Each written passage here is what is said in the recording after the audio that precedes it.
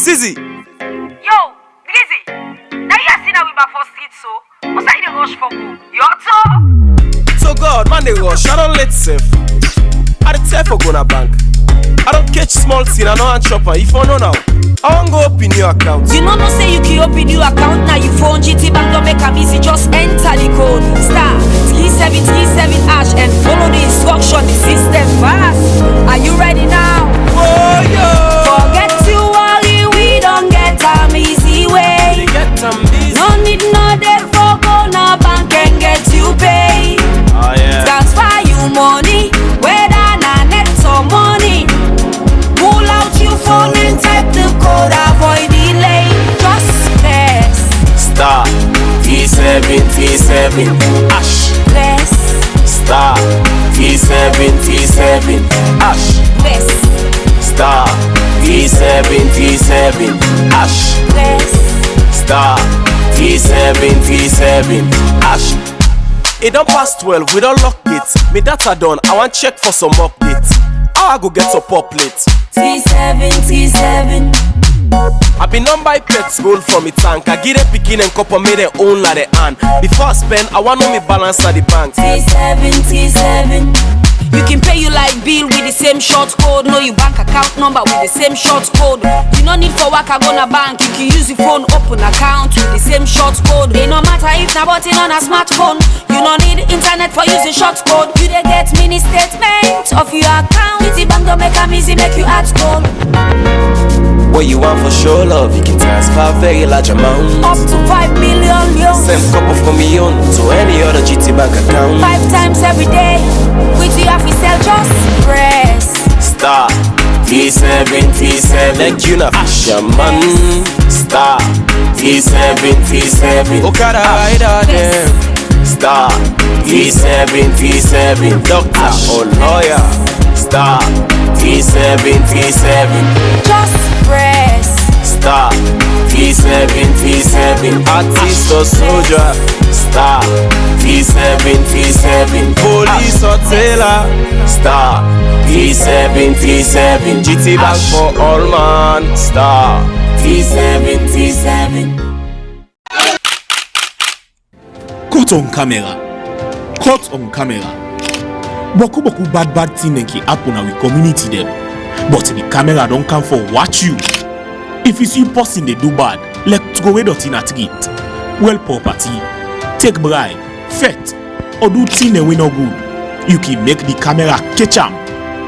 If bad thing and they happen na your community, and if you get news, contact Caught on Camera na their number ya 088 480 304 or 030 733 351 or use self-kin video and send them. Caught on Camera go happen every Friday 10 o'clock sharp na net na AYV television at channel 33. So if you get news or something they happen at your community where you want let Caught on Camera know, send them. Send her no more. We go gladly for receive them and play them. Send her no more.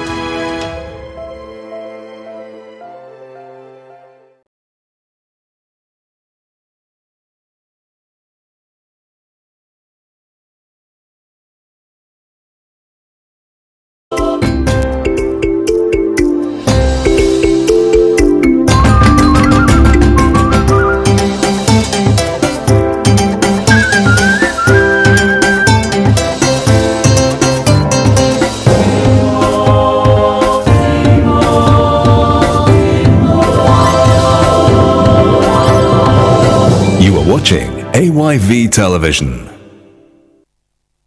All right, President Dr. Julius Maada Bio is expected to engage the people of Sierra Leone shortly in a presidential town hall meeting organized by Sierra Eye in partnership with other institutions, including the Africa Young Voices Media Empire. And we shall be bringing you in real time the update from that town hall meeting. But to set the pace, I have with me in studio Good Governance campaigner Valnora Edwin. Good evening and welcome to the show, Valnora. Thank you for having me. I have a media analyst, Lawrence Williams. Lawrence, good evening and welcome. Good evening, Samuel. So we shall be laying the foundation for what is about to happen at Bintumani in Freetown, where President Bio is expected to engage citizens of this country in a town hall meeting. Valnora, let me start off with you. This initiative of actually holding a presidential town hall meeting, what does it bring to the table in terms of democracy and broadening the civic space? I think it's a very good initiative, and I think previously we had the open government initiative or partnership where similar engagements were held. And I think this is also in order since this is the 3rd anniversary since he was elected into office.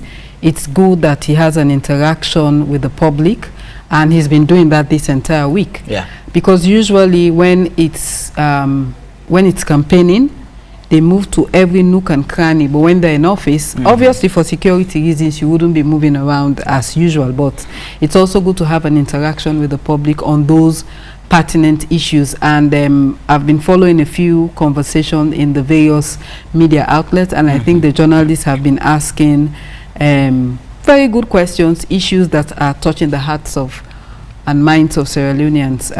Weighing on what the responses are is another issue, but I think it's a good initiative, and public officials should engage with their citizens. So firstly, the citizens get an opportunity to understand how governance actually works, what it's like sitting on that seat, and also it's useful that they also get to hear directly and respond directly. Right.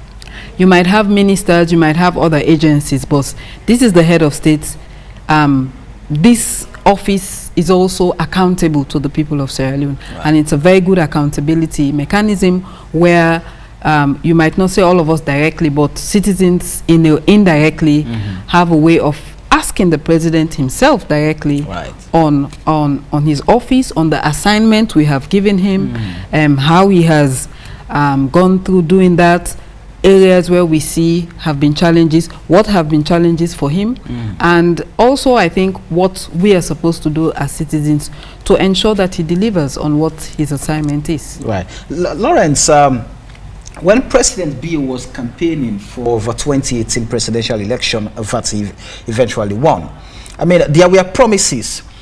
February 15 presidential debate that was held at the Bintumani conference, he articulated issues. He espoused on policies that he was going to develop and implement for the development of Sierra Leone. His SLPP manifesto again captured a whole lot of promises, over 500 of them. And just his 3rd anniversary, he's subjecting himself to scrutiny, public scrutiny. He has, like Valnora mentioned, he has appeared on different shows on national TV and radio stations, and now he's saying, okay, let me face the public directly. Let me get to hear what their questions are, and he's going to respond to them. What does this bring in the mix? There are two sides to it. One, as alluding to what Mrs. Edwin said, that opening yourself to public scrutiny is very good for democracy. And again, on the other side of things, the president has clocked 3 years in office. And a lot has been said before this time. A lot has happened. So the president engaging media institutions, and I guess he's trying to gauge what the public thinks of him, trying to assess public opinion about his presidency, and responding to critiques or criticisms that have come up in the last 3 years. And on the other hand, again, you may want to suggest that the president is, well, sort of coming close to the public at this time, knowing fully well that elections are just, should I say, less than 24 months away. And looking at what has been happening in the last 3 years, if you look at the issues that have come up in terms of the economy, look at the agriculture sector, look at the education and all of health and all of these sectors, you know, which have been very, very challenging for this government to respond to as per the dictates of the SLPP manifesto. And so basically the president, I would say, one, of course, he deserves a pat on the back in terms of coming out and opening himself to public scrutiny. But on the other hand, some of the responses, I think, I watched the AYV show here, I listened to the 198.1, and the areas of corruption, the areas of the economy. The president has been very clever to evade those questions. I mean, attacking those questions directly and providing convincing, persuasive responses to questions being asked in that regard. But let's see how things go. We expect that the president could also, avail himself to the print. Mind you, have lots and lots of questions to ask, and we hope that the president would actually give us that opportunity to probe him further. And again, the president has set the pace for ministers of government, appointees of the government, to present themselves to the media for scrutiny. I was going to ask you, as a media practitioner, there are government ministers. I mean, I've encountered many of those situations where you reach out to them, call them for interviews. Some would promise you they won't show up. Some would say, would agree that this time they won't show up, they won't call you. You call them, no answer. You text, no.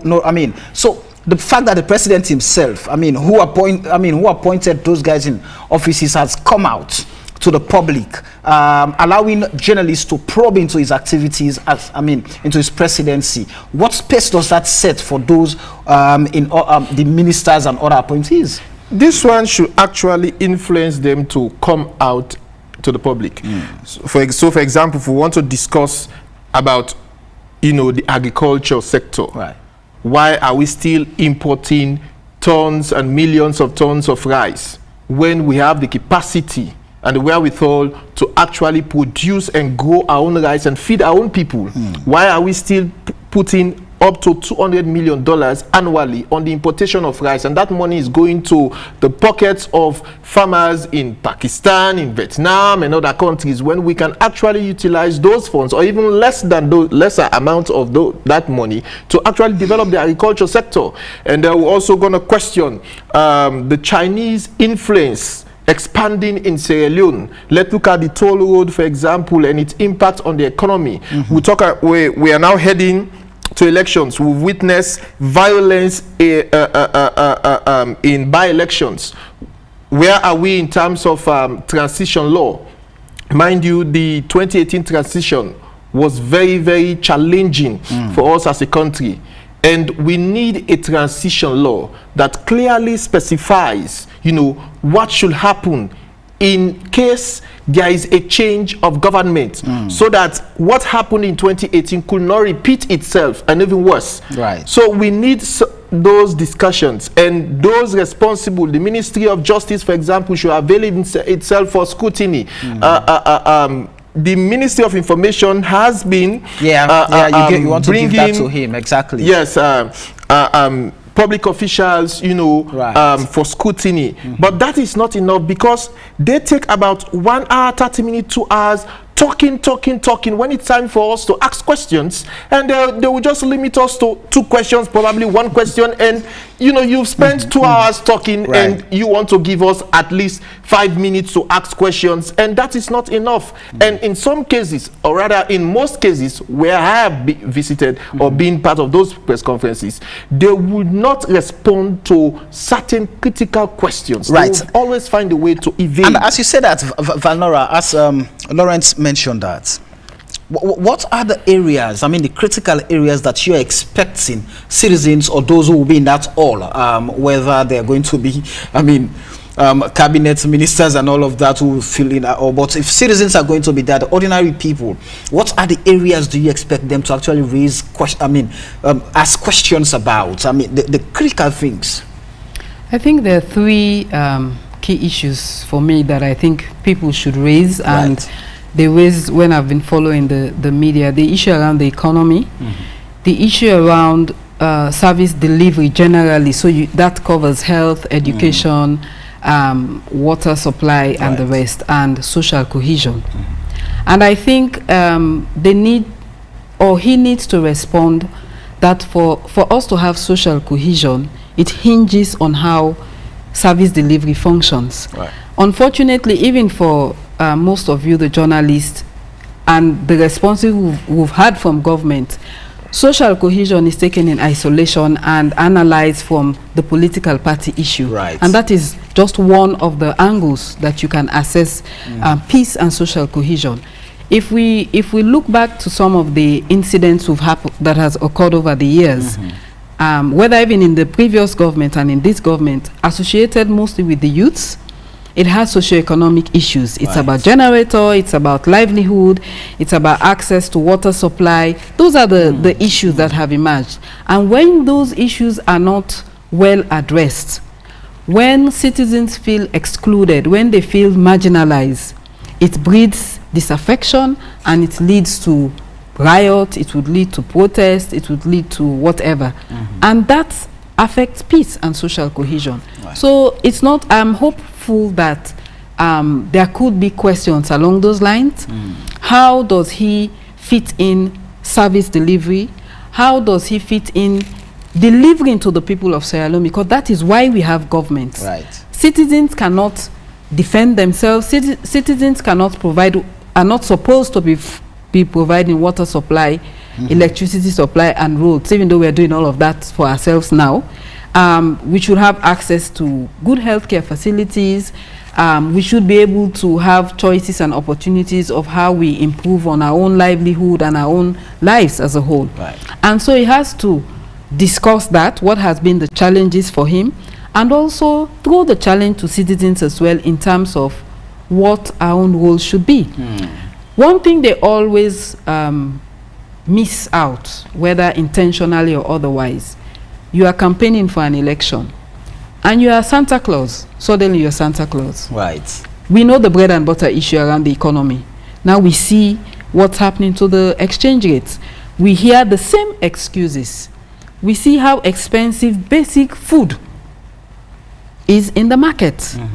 So you come with the Santa Claus approach. We're going to correct this. This is not doing that. That is not doing that. You go to the education, you go to health, and every other sector. It's a magic wand. As soon as we come in, these are the things we're going to do. Right. And then when citizens start asking questions, as we're all doing now that he's giving us the opportunity, I heard him in a particular media house saying, we have to manage the expectations. But they raise the expectations. And that's why they are voted in. So I guess he should be able to respond to that as well. And maybe it's also a lesson for other political parties that when you're coming in, you know, the world, the technology world we live in today, the way you say something that is happening in, where now? Falaba, and it takes us a month to find out. It doesn't happen that way anymore. Right. You go there, they'll take pictures, they'll do recordings, and we can tell whether what you have promised has actually happened. So it's also about him being honest about some of the challenges they might have encountered, not necessarily about our expectations. And as you also rightly put it, you say one thing, but when you're actually on that seat, it's a different. I mean, he's made some honest statements over time that, you know, when you're sitting there, you have a different perspective. Right. So how have you been managing that perspective? How have you been having your foot soldiers communicate to us, the citizens, so that we can be part of that change and part of that development process? I'm really hopeful that, you know, those key issues could come in, because again, when you talk about social cohesion, the issues around access to justice, there was a whole issue around land issues. You go to the north, there is a persistent issue between the cattle rearers and the farmers.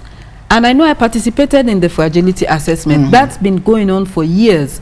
And so those people will feel marginalized. You have the youths, you have the persons with disability, you even have the elderly. They all feel that we're not part of this discussion. We're not, and policies are being made and we're not included. Or when they are made, if you say maybe the property tax issue, even though it's a local council issue, it's still part of the government. And considerations were not made for the invalid, the elderly. It was an afterthought. So this brings disaffection, because various citizens will feel we are not considered. We are not part of these discussions. We are not being consulted. Our needs and our perspectives and how we fit into the development process is not being considered. Sometimes it's even an afterthought. That breeds disaffection, and that affects peace and national cohesion.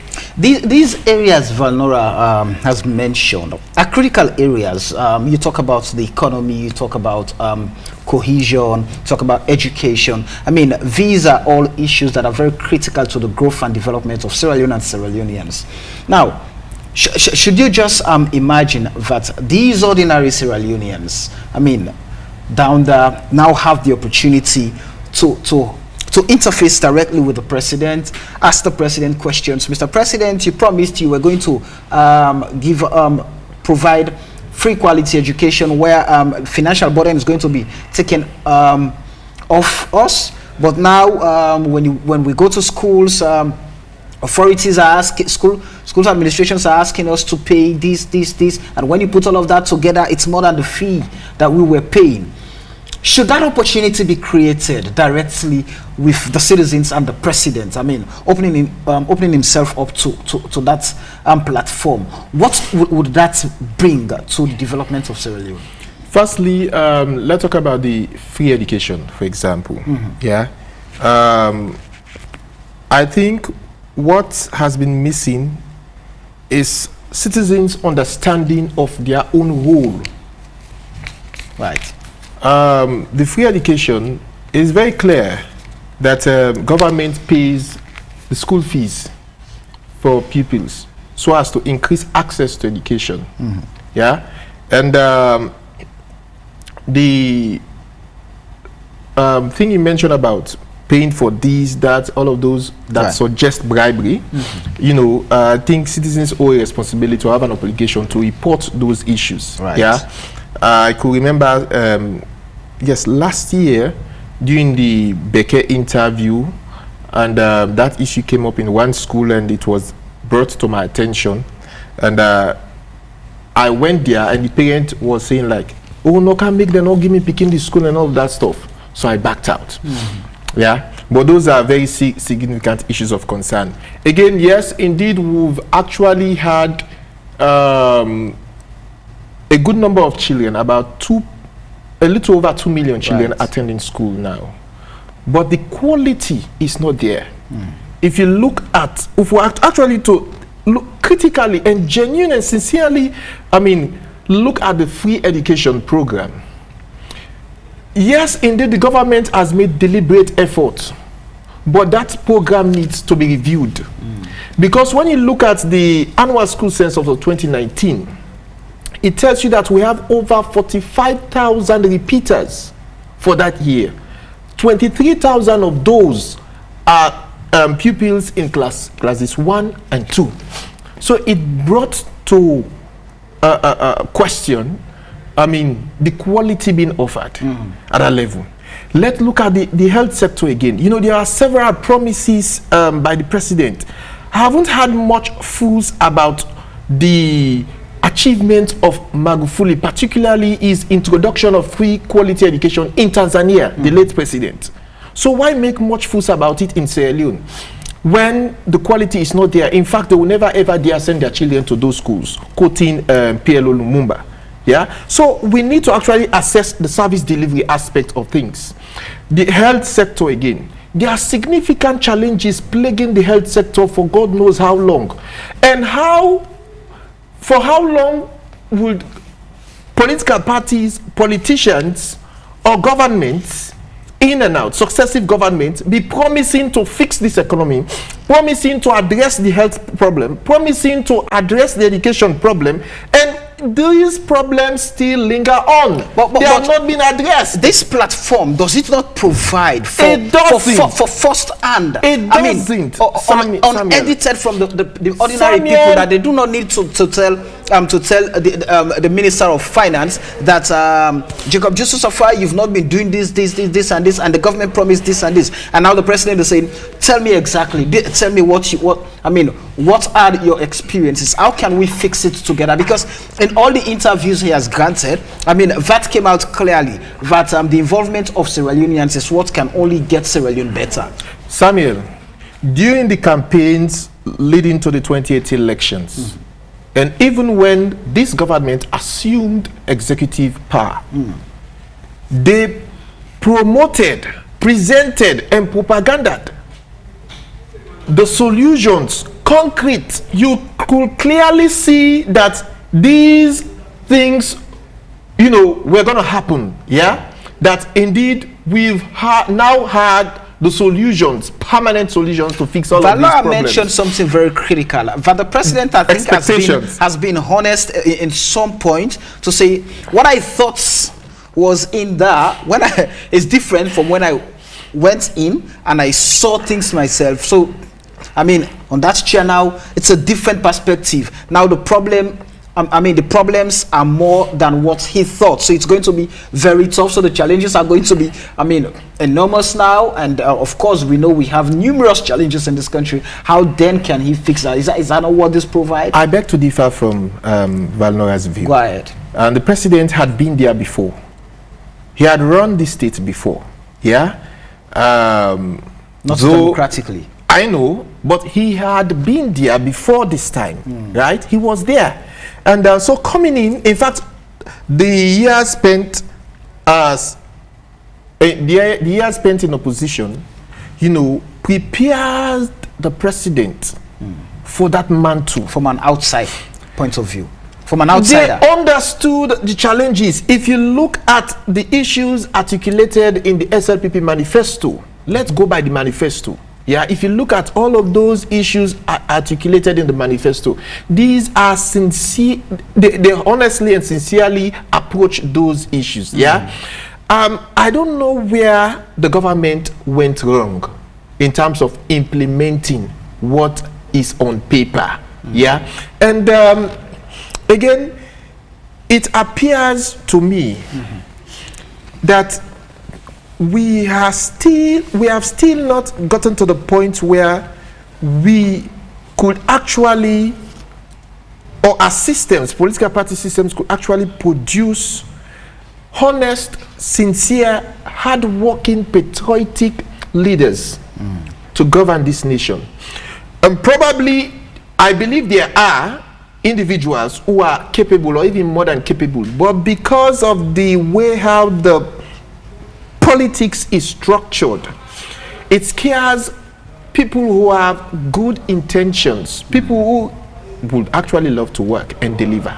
Yeah, and again, the president might have gone wrong with, or in his initial when he took up office in 2018, you know, the pauperism concept, if I may put it that way, you know, probably was misconstrued, and by his foot soldiers, of course. The way they came into governance, the way they started doing things, the finance ministry running the economy as propaganda and all of that stuff. And again, the president, through the office of the chief minister, awarded this finance ministry and the minister best performing minister, even though the economy is rather in a very abysmal state. So it's like the president is apparently satisfied with the performance of his foot soldiers. There are ministers who are performing very well, one of which I could rule out is the Minister of Information, for example. He has been very, very hardworking. Yeah. But when you look at other ministries, other sectors, what is happening in those ministries or sectors, there is nothing to write home about. So how could we grade this president? What indicators could we use now to assess his performance, having served 3 years? The manifesto.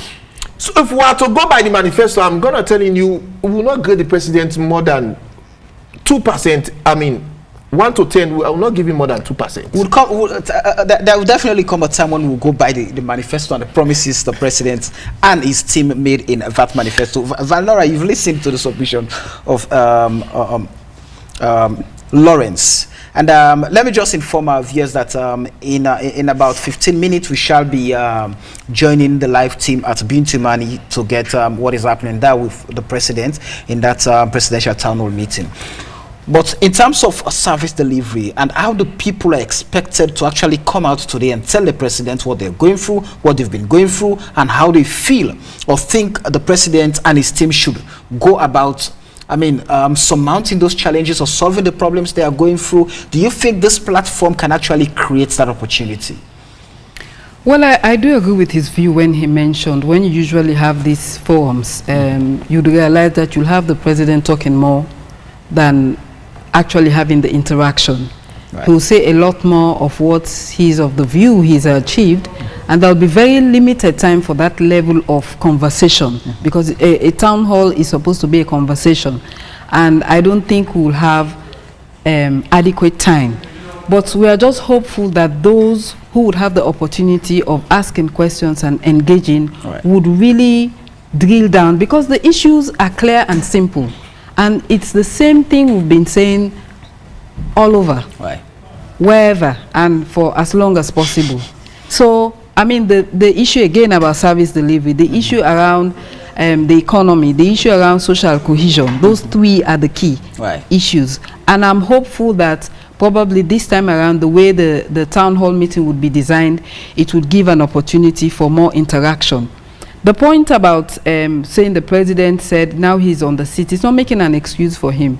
He said that. That's why I said, you know, we can question some of the responses he's given. That was his own view. The point that he was honest enough to say that would definitely disagree, and I do disagree. Why I disagree is the point he also stated. The manifesto is quite good. They articulated the problem, which we all acknowledge and agree with, and they propose solutions. So you also ask the question, why is it not happening? It's the distinction between politics and governance. That's where most of our governments miss the issue. When you assume that status, it's not a political party that's in office, it's a government that should be inclusive of as many people as possible with the required skills, competencies that could deliver on your behalf. But most times we see political parties limiting that to only those who are party card holders or individuals who are sympathizers to the political party. I can believe in your manifesto, and actually, you know, we did the presidential debate. You look at especially the APC and SLPP manifesto, first of all, they're so similar. But then you can identify that, oh, they know the problem, and you can make a decision. It doesn't mean you are the labeled Sierra Leonean. But if you leave out people who have that understanding that I see the solution, I have the professional qualification and the drive to deliver. But unfortunately, you will not be put in those offices because you're not a party card holder. And I'm hopeful that again the president will be asked that question. Why are so many people being dismissed from office? That affects our development agenda. Because I always have said it here several times, it's as if you're running a race. I hand you the baton, instead of running, you go back to the start line. And so we are starting everything all over again. And you only have maybe 5 years or 4 years if you do one term, and you have the additional if it's the second term. And usually the second term never works well, because sometimes you are not rushing to, well, I'll not be elected anymore. So it's just about yourself. So, I hope they'll be able to, this is a space where they should be able to ask him, have they been able to get a clear distinction of governance and politics, and understand that, there are times they merge, there are times they are completely far off. But when you are in that space, you have to govern. And we understand also that there are times politics needs to play. But we play politics more than we govern. And that's affecting our development agenda. Let me just quickly run a few messages. Grace Yeye Mosori saying, do you are waiting at the importance of this town hall because the one in my village? Eddie Grant is saying, President for sure waiting, it don't do for the country during in 3 years in office. Egati Johnson is saying, Eddie Grant hope the town hall meeting is not going to be filled with cabinet ministers or friends of the president. Samana is saying, Eddie Grant, in our African culture, we address our leaders by stating their titles followed their natal names. Example, Chief Obafemi Oluwulu. Here in Sierra Leone, we are so saucy and is courteous that we call our presidents by their first name or last names at will. Ernest, Bio, and what have you. When will we ever be civilized enough to be respectful to our authorities? Maybe till thy kingdom come. Interesting. I hope so too, but it's not organized by the president. There, his ministers. Sarah I is the host. All talk done face to face now with the president. Please, guests, ask any questions to H.E. Jabatimambu is saying. Harold Domingo is saying free education is a good marketing tool, brilliantly propagated by the government, and it's very effective in the minds of people who are not au fait with issues.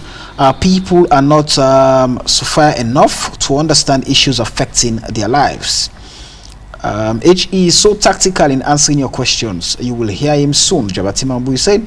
Ronald Georgeson is saying in 3 years of government, the vast majority of Sierra Leoneans are being left out. How many are in jobs? Has water and electricity supply better improved? How about the agricultural and fishing sectors? Social housing, public transportation and healthcare services, are they being met to boost the economy regardless of your political affiliations? Is the country on the right direction? So many messages. No excuse. This is why I see Dr. Samura Kamara. Okay, there's no point, no campaign period yet. Samuel Wise, my dear, what are you talking about? That is why every presidential candidate has a manifesto. These manifestos highlight the solutions to a country's problem. Yebu Kamara is saying.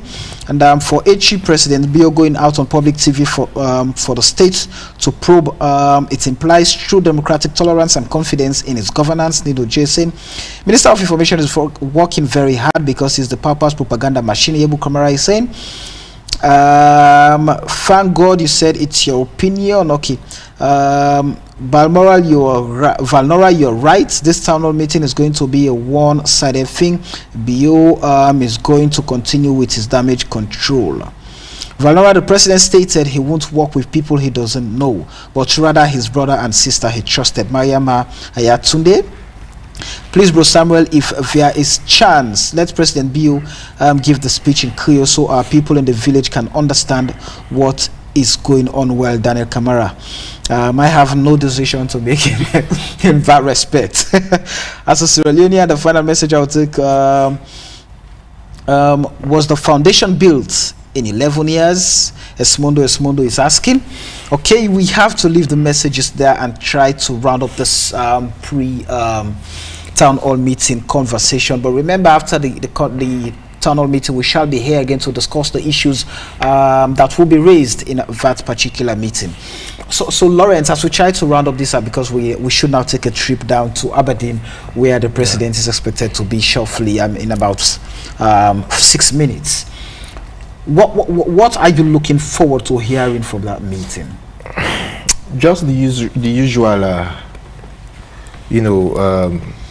should I say mantra, if I would call it that way. I mean, the president, in all his media engagement, has not said anything different. If I may respond to a few of the text messages. Quickly. Somebody asked whether the foundation was built in 11 years and blah, blah, blah. Magufuli, the late president of Tanzania, it took him 6 months to fix, a permanent fix to the health situation in Tanzania, the main referral hospital in Tanzania, to the point that even his ministers could not travel outside the country for medical service or attention. They received medical attention in Tanzania. Today is gone, but Africa still holds him in high esteem for what he did. It took that man 6 months or less to address the problem of garbage in Tanzania, right? Filth or that all over the place. And he confronted that issue. He himself was there cleaning during their Independence Day. So he set a very good precedent for fellow African leaders to emulate. In Ghana, when I went to Ghana, I asked some of my colleague journalists, why was Mahama voted out just one time? because they have already told me he did this, he did that. You know, they showed me his achievement. I just received a text message from a very seasoned journalist. He's telling me, "Bo tell Lawrence, say Tanzania Magufuli meets strong foundation." But he needs to investigate for that. And so I asked my colleague journalist in Ghana, why was he voted out? You know, looking at his infrastructure development and all of those achievements, and they told me that those contracts were hugely inflated. So the Ghanaian people were wise enough to understand that as much as he delivered, but those achievables, you know, could have been delivered far less than the amount of money which he claimed to have spent. Right. So they voted him out. Let me have corruption is the bane of our problem. We are going to be here. Let me have Valora's bite. No, I think the town hall meeting should provide a space for further interaction, and I'm hopeful that the organizers they've made a request to you, though you're not the organizer. But I'm hopeful the organizers should be aware that it should be a bit more interactive, right? Which is almost giving equal opportunity for the president to say a few things and the audience to be able to ask those questions. And I'm hopeful also they have a mixed audience so that there could be representatives of citizens that could ask those pertinent questions, the things we've been discussing all along. And I'm also hopeful because having the town hall meeting, him being there, the audience asking him the question doesn't mean he's going to respond in a manner we would expect. Right. So we'll tick the box to say there was an opportunity to have a town hall meeting. The next, which your next panel will be analyzing, would be, has he adequately responded to meet the satisfaction? You not satisfy everyone, but a satisfactory response and a response of hope. I mean, since this morning, I've not had electricity. And the day before, a couple of people were explaining how they've transpired without electricity and water and their generators and all of that. So what's the solution? We need to hear from him for the rest of his term, for this first term. What's the solution to these issues? It's in the manifesto. Why is it not working? We have analyzed from our own perspective why. He needs to let us know why it's not been working as effectively. Because there are three layers. You have the strategic part of it, which is what we find in the manifesto. Right. You have the implementation, which has been captured in the National Development Plan, and you have the impact. There will be short-term, medium-term, and long-term impact. But in terms of short-term, some things should be visible. Electricity, for example, if you sorted it out, we should not have power cuts. Water supply, maybe quality education is going to take a while. The healthcare system, again, should have about a medium-term impact. 3 years on, where are we? Right. Just 10 seconds. Just in 10 seconds. 10 seconds. So, before taking that 10 seconds, Valora is on track. BO has been honest in media interaction and at the same time played politics in some cases. That he will be doing in the town hall meeting. And somebody please tell my friend Lawrence that the former president of Tanzania was part of the government. He succeeded as Minister of Works. So very interesting conversations. Yes, but you're going to be here. You're going to be here. Yes. You're going to be here. You know, another thing I think Sierra Leoneans miss out is understanding that governance is continuity. Right. If we look at Ghana, they have their issues, and I always make sure when I'm also in Ghana, I interact with the lay people on the streets. I get an interaction. Kwame Nkrumah laid a foundation. Rawlings built on that foundation. What we have, that was why I brought up the issue about the baton issue. Right. Every government that comes in says the last government has not done anything. They want to start all over. They want to start with the human capacity. They want to review all the policies. They want to annul nearly all the contracts. They want to do everything afresh. That affects us greatly. And we have to build a foundation. Every government that comes in needs to build on the foundation of the previous. There are things the previous government would have done wrong. That's obvious. You wouldn't go through that path. Right. But things that they have done well, strengthen. That's how you build the foundation. And that's how the country can catapult to a medium economy. Right. I'm going to hold you. Just text 10 seconds about quickly. What difference will this make? This town hall meeting make it just came up my mind. This government claims to be a government of talk and do. Right. We've had the talks, we have not seen the do's. So that is why this one would probably not make any difference. Okay, we're going to hold you here. We now have to go down to Aberdeen in Freetown, where President Bio is expected, and of course the town hall meeting is going to be moderated by Umaru Fofana. Let's go to Aberdeen, and we will be right back after the town hall meeting.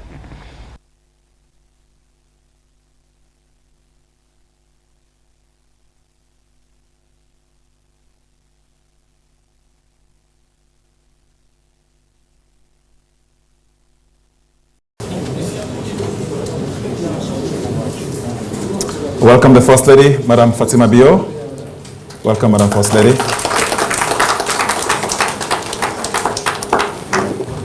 Good evening and welcome to the CRI debate, the 8th in the series. Organized by the CRI and ILRAJ, it aims to engender a healthy civil engagement with and among citizens of Sierra Leone. A healthy discourse is healthy for the growth of a nation and for the health of its people. The CRI debate is produced by the AYV Media Empire, and it is sponsored by Mercury International, Africell, and City Globe. My name is Umaru Fofana, and I wish to welcome you here. Tonight's event is not the traditional debates we have been used to.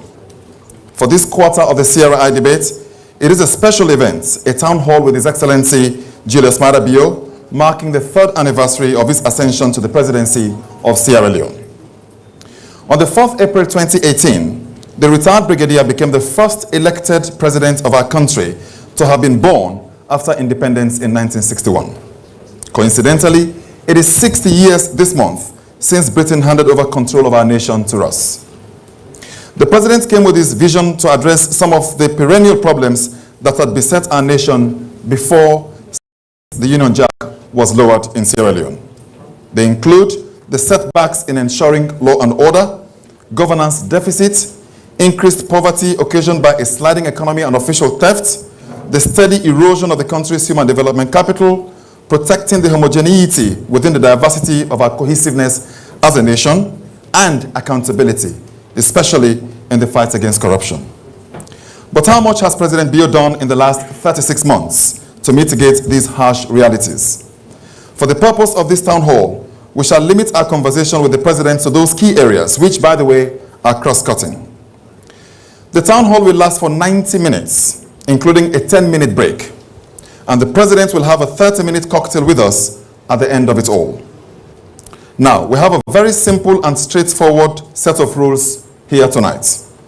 Please turn your mobile phones on what I call double silence mode. And we should desist from making any sounds of approval or disapproval at what will be said. We will only clap to welcome the president during the interval and at the end of the debate. I understand what is called spontaneity, but I also am familiar with what is called discipline. On that note, I wish to welcome the president, Julius Maada Bio, to this, the first ever presidential town hall in Sierra Leone.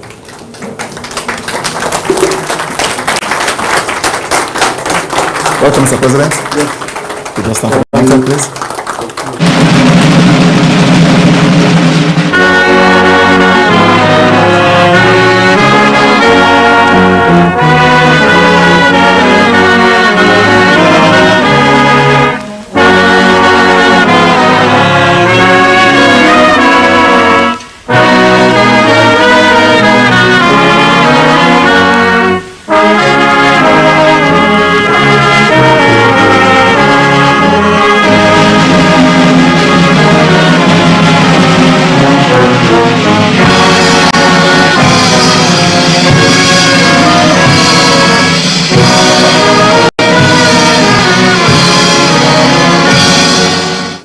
Please sit down, Your Excellency.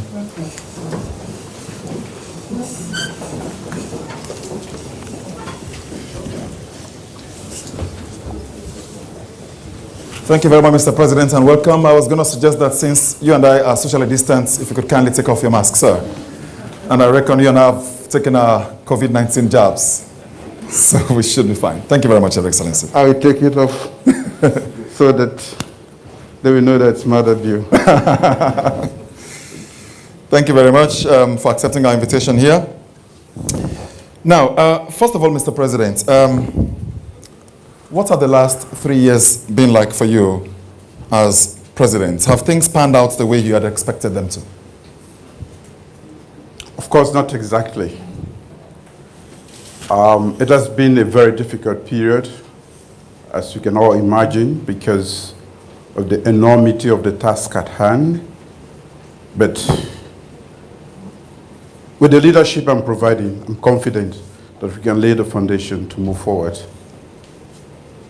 I'm going to ask you a very interesting question. I think it is interesting because even if for a few weeks only you had been a head of state before you were elected 3 years ago, how do you compare the two amidst the accountability frameworks that exist under your current mandate and when you were military head of state? What's the difference? Well, I had the freedom to choose what I wanted to do for my country without much ado. Today, I have to take it to cabinet. I have to take it to parliament. I listen to civil society if they are here. I have to listen to everybody. It's totally different. You can do quite a lot with the military government, but I'm not suggesting that we go military anymore. That's why I took off my uniform. So I'm very happy to be a civilian leader. Interesting. I'm sure somebody might be interested in knowing a bit more about that. But let's get down to brass tacks, Mr. President. We're going to start off with the economy. We've got a few blocks that we've established, which we duly informed you about. We're going to begin with the economy, which obviously is very key, because whatever you want to do, you definitely do need to have a strong economy for the finances to be able to do so. Now, as a candidate, you and the man who would later become your vice finance minister, Jacob Safa, decried the state of the economy, promising to fix it if you got elected. Would you say you and your finance team have done a good job of fixing the economy of Sierra Leone? We have not fixed the economy to the extent that we would want to, but we've started the process, and I'm very satisfied with the state of where we are today. As you rightly stated, you cannot run any country or even an organization with a battered economy. So we knew we were going to meet with a very difficult situation, and we were equally prepared. We had planned for victory, and so when we got the victory, I selected JJ Safa, whom you just mentioned, to lead my team of economists for economic recovery. Have they done a commendable job? Yes, I would say. And that is why they are still there. If not, they will not be there. What did we do? We have a lot of resources. We have not managed them properly. And therefore, we have been dependent on the support of donor partners for a very large extent. And we need them. They are allies in our fight against poverty, in our fight to surge forward in development, and the rest of the activities we are engaged in. We needed to win the confidence of those allies.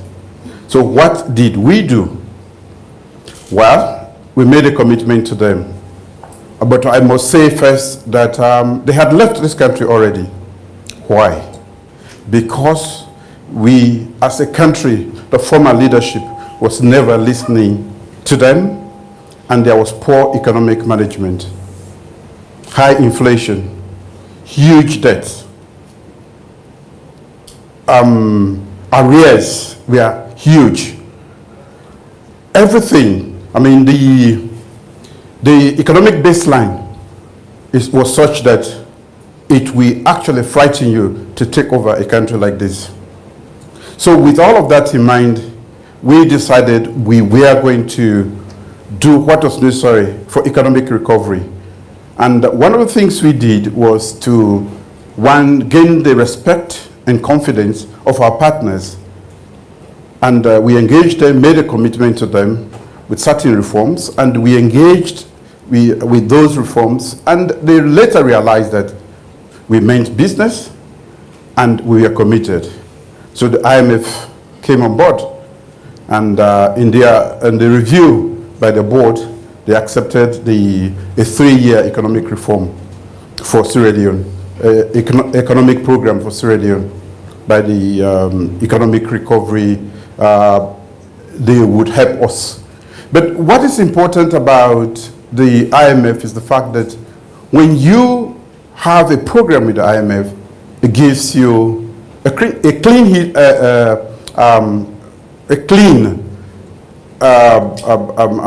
bill of health, which other organizations around the world we always look at before they engage with you.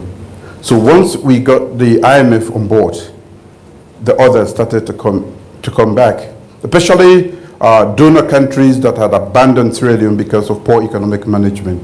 The World Bank and other institutions noticed that we were serious and committed.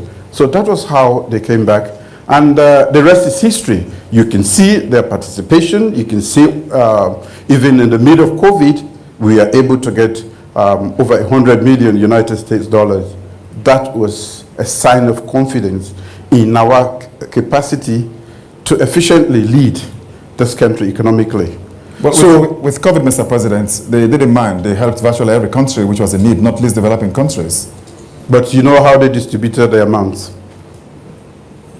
And it's interesting you spoke about the IMF giving you a clean bill of health. To the ordinary Sierra Leonean, their basic understanding is the brass task. I mean, the issue of commodity prices, the issue of the value of the leon. And let me just quote you this. The national currency, the leon, keeps plummeting against the US dollar, for example. Let me give you some figures. In March of 2018, the leon was 7,623 to the US dollar. That's according to the Bank of Sierra Leone mid-rates. Now, in February this year, it was at 10,207, the same Bank of Sierra Leone mid-rates. That is 34% depreciation. How do you plan to stop the apparent free fall of the leon? I wouldn't call it a free fall. Definitely we've had challenges. Even when we are making every effort, we are putting our heads to the problem, but there are challenges. The plummeting of the leon in terms of value has been one of those. But we are up to the task. The Bank of Sierra Leone had put in place measures and has been fairly stable ever since. We also, you have to understand also that when we came in, 2 mines had closed down and we were not getting anything from outside Sierra Leone in terms of to boost up our economy. So we had inherited an extremely difficult challenge. And to take on these challenges, we've had to generate money from within this country, not only to man the economy, but also to take care of the huge debts that we inherited. That is no mean task. And because the revenue generation was a commitment we made in my first executive order, we were able to get enough, accumulate enough, to even start a national program which was rolling out the free quality education, which, by the way, is one of the most ambitious and audacious programs we've had in Sierra Leone after independence. So we have been making effort, and we will continue. Our heads, we have our heads around it, but we have to have the right climate. And of course, as we are making effort to understand the economy and how we could revive it or reactivate activities within the economy, then we had the COVID. We have not used COVID as an excuse. I was going to say, because even before COVID, the economy remains stubborn. It has to be stubborn because of the dynamics within it. We are not exporting. We are not exporting at all. So, and you do not start to export overnight. You have to have the infrastructure, you have to have the arrangements, and a lot of other things to be able to produce and to export, and then to have the money. So I will say that this is a job in progress. We have started, and we are going to continue to recover the economy.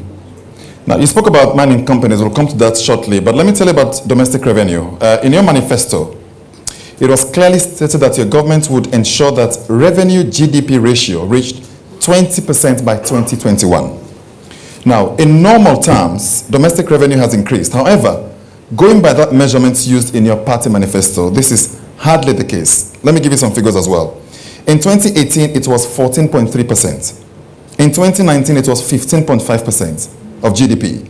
Now, in 2020, it fell right down to 13% of GDP. Surely this is nowhere near the 20% mark you had earmarked for this year. Sure. I think COVID has spared no country, and we cannot expect to be an exception. The economy contracted, and therefore our target, and that is one of the, when you asked me, has it been an easy task? No, because we did not factor COVID in our equation at all. But it came in, and it has impacted the world, and Sierra Leone is no exception. So we should be surging forward. And what we want to do is resilient recovery. And we have a plan for that. Once we get COVID behind us, we are going to surge forward again. Hopefully, COVID will go away very shortly. That's our wish. But let me talk to you about the issue of revenue GDP ratio in the area of expenditure, because if you can't get more, you cannot certainly expend more. But the figures here do not seem to add up. Now, the Public Expenditure Tracking Survey was conducted by your administration, but the results have never been made public. Now, there is this perception that the results would have shown your government in a bad light, hence it wasn't released to the public. I'll give you some more example. Wages and salaries, page 95 of your party manifesto. When in opposition, your party manifesto was clear about what you termed the uncontrolled wages and salaries of the previous government. Again, I put it to you in terms of numbers. In 2016, wages and salaries amounted to 1.8 trillion leones. In 2017, they went up to 1.9 trillion leones. In 2018, when you came to power, let's say halfway, wages and salaries increased to 2.1 trillion leones. In 2019, your first full year, they went up to 2.5 million. And in 2020, 3.3 trillion. There is clearly a pattern that your government is adding to the wage expenditure, especially between 2019 and 2020. What would you say accounts for that bloated public expenditure? The wage bill. If we are not doing exactly what we are supposed to do as a nation, we will never move forward. Development will never be realized in this country. Before today, you will realize that everybody was talking about, especially the nurses, the teachers, PIN code, PIN code, PIN code. We trained a lot of people, and we just abandoned them. But we need them. And in fact, as I speak to you, we still need more nurses, we still need more teachers. We have taken in about 5,000 teachers and 4,000 nurses. And that is still woefully inadequate. How do you want to be taken care of if you went to the hospital today? Effective, efficient nurses. They are not there. A lot of them have been trained, and they were not on the payroll. They were volunteering for the most part. And when you do that, you don't expect a lot from them. We are talking about education. How can we embark on education without the quality aspect, which is provided for the most part by the teachers? Thousands of teachers are still languishing after having been trained. So, but let me come back to this. The opposition, or those who talk about the wage bill, they were not able to pay that small number. But we have been able to pay ours consistently since we came.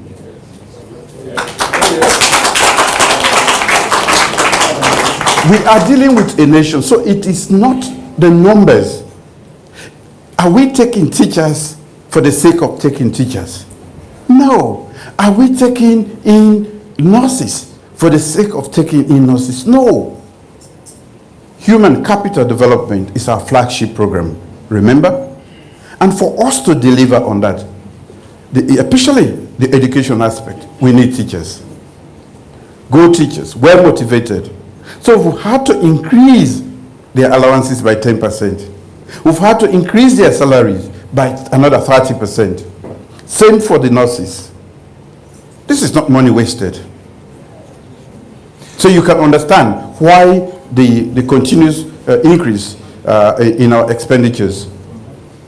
Could another reason be the issue of extra budgetary expenditure as well? Because that remains one area which challenges the administration very persistently. And I tell you what, I have read some documents which suggest that Parliament approves budgets, but some ministers, departments and agencies get more than double their allocation, while others end up getting less than half of theirs.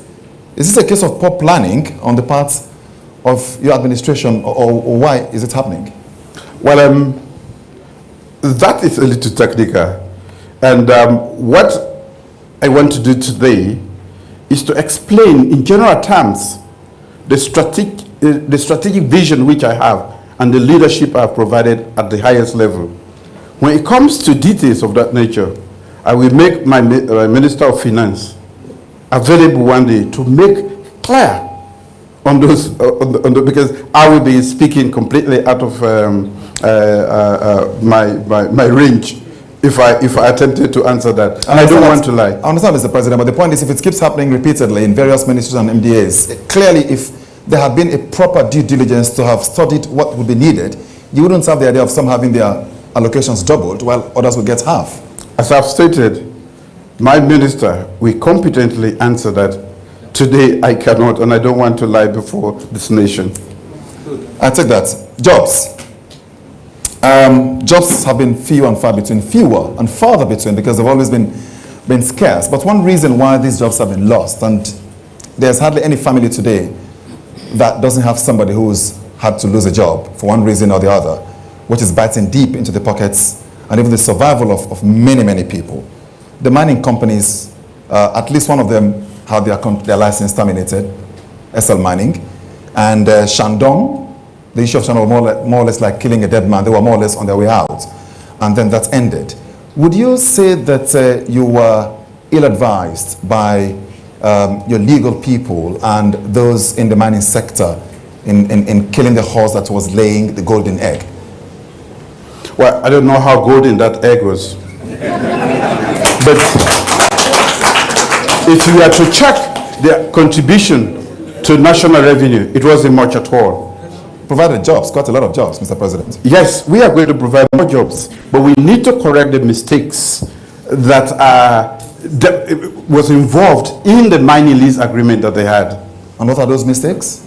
Quite a lot. Quite a lot. And that's why I don't want, like, I think you started the conversation by saying certain specifics. I will be able to give you specifics, but what I don't want to do is to gloss over those in a way that we not give justice to the issue that I want to. The SL Mining decided to go out to the court. I ordered them to negotiate. So since the matter is in the courts, I don't want us to talk a lot about that. But I want to give you the assurance that whatever we are doing to cure that situation is for the best interest of this country. We want to be able to get more from our resources, and we are not getting much. I don't want to delve into the details as far as SL Mining is concerned, but the only assurance which I will give to you is that at the end of the day, we will get a better deal, and Sierra Leone will benefit more from the mining, the natural resources that are there. It's not going anywhere. It's there for us. Let's exercise what I will call strategic patience. Because we have not been patient in giving these resources out, we have lost quite a lot in the past nearly 100 years. And that is because we did not plan, we did not seek the interest of this country. And that is what I'm seeking. So there is haste to bring the little they can bring, but you only have to deep dive a little, and you know that it's not all glossy, as a lot of people think. we can get more from those resources. And I will ask for strategic patience so that we put together agreements that are in favor of this country. Talking about mistakes of the past and things that are in favor of the country, I just want you to confirm this. I understand that one of the vexed issues when the Africa Minerals Company Limited had their licenses approved was that the rail and port was handed over to them for 99 years instead of the state running the rail and port and renting it out to mining companies that would want to use it. I understand that the same mistake is being made, if not has been made, in terms of giving the rail and port to a single company. Is that true or not? That understanding is completely wrong. The asset there now belongs to the state, and we make more money. I'm saying again, pauper salongo bete. But we have to. Let's not rush into this. If we say it has been a messy field, we cannot just jump into it and let things continue as usual. That is why I need money. I need to make everybody give them jobs. But I'm deliberately holding on to this so that we can have better arrangements. So the rail belongs to the state. And we can now lease that out to any entity at our own pleasure. So mining companies will be using it as and when they pay for it, or will one single mining company be in charge of it? Which clearly, if that happens, they will see other companies as rivals and they will charge them an arm and a leg. And that's why we've been smart. It belongs to us. We na kumbra. That kumbra we get two picking them. Twin them. They know how they don't. The arrangement is such that it is available to all, any mining company that can have access to it, you know, if you can create your infrastructure. So that is why we have taken ownership of it. It doesn't belong to one company. As I speak today, if another company comes in that area, general geographical area, they will have access to the rail. Okay. Now, what must Sierra Leonean businesses hope for in terms of economic conditions? Tax incentives, less bureaucracy in awarding of contracts, and access to policy stakeholders? In other words, how do you improve on the doing business atmosphere in Sierra Leone, which some people say is cumbersome? Yes, not as cumbersome as it was. How has it improved? Not as cumbersome as it was. We know that we need to improve on the business climate, and one of the ways you can do that is to clamp down on corruption. We now have a board that examines every proposal that comes here that is of significance, so that we can look into that before they are given the okay to go ahead. And once the board decides on that, you can basically accept that your business is going to go ahead. And that is manned by me and my vice president, because we noticed that a lot of companies that come here and they will stay in the hotels and leave because they are being harassed by different people who try to mediate between them and the offices. So we have to reduce that, and to reduce the bureaucracy. We have decided to create this board, and that is taking care of that. And it's a one-stop shop facility wherein we will look at the strategic goal of any particular enterprise and sees if it aligns with national development and what we want to do. And if it sits well with it, our business is to facilitate. We will give you a stamp of approval, and once that stamp of approval is given to you, you can actually get things done. But when I spoke about corruption earlier, it is because if and when we as a nation, I am leading the fight in corruption, but I need everybody in this hall and in this country to support and embrace the fight against corruption. If we can reduce that, it becomes easier. There is this thing of four 19, where we have Sierra Leoneans who specialize in that, and they drive out genuine investors. That is corruption. You are depriving the people of Sierra Leone of very good investors. Not all investors are patient and are good investors. We want to be able to screen them and be able to make sure that they will not encounter all of those challenges again. We are giving tax incentives.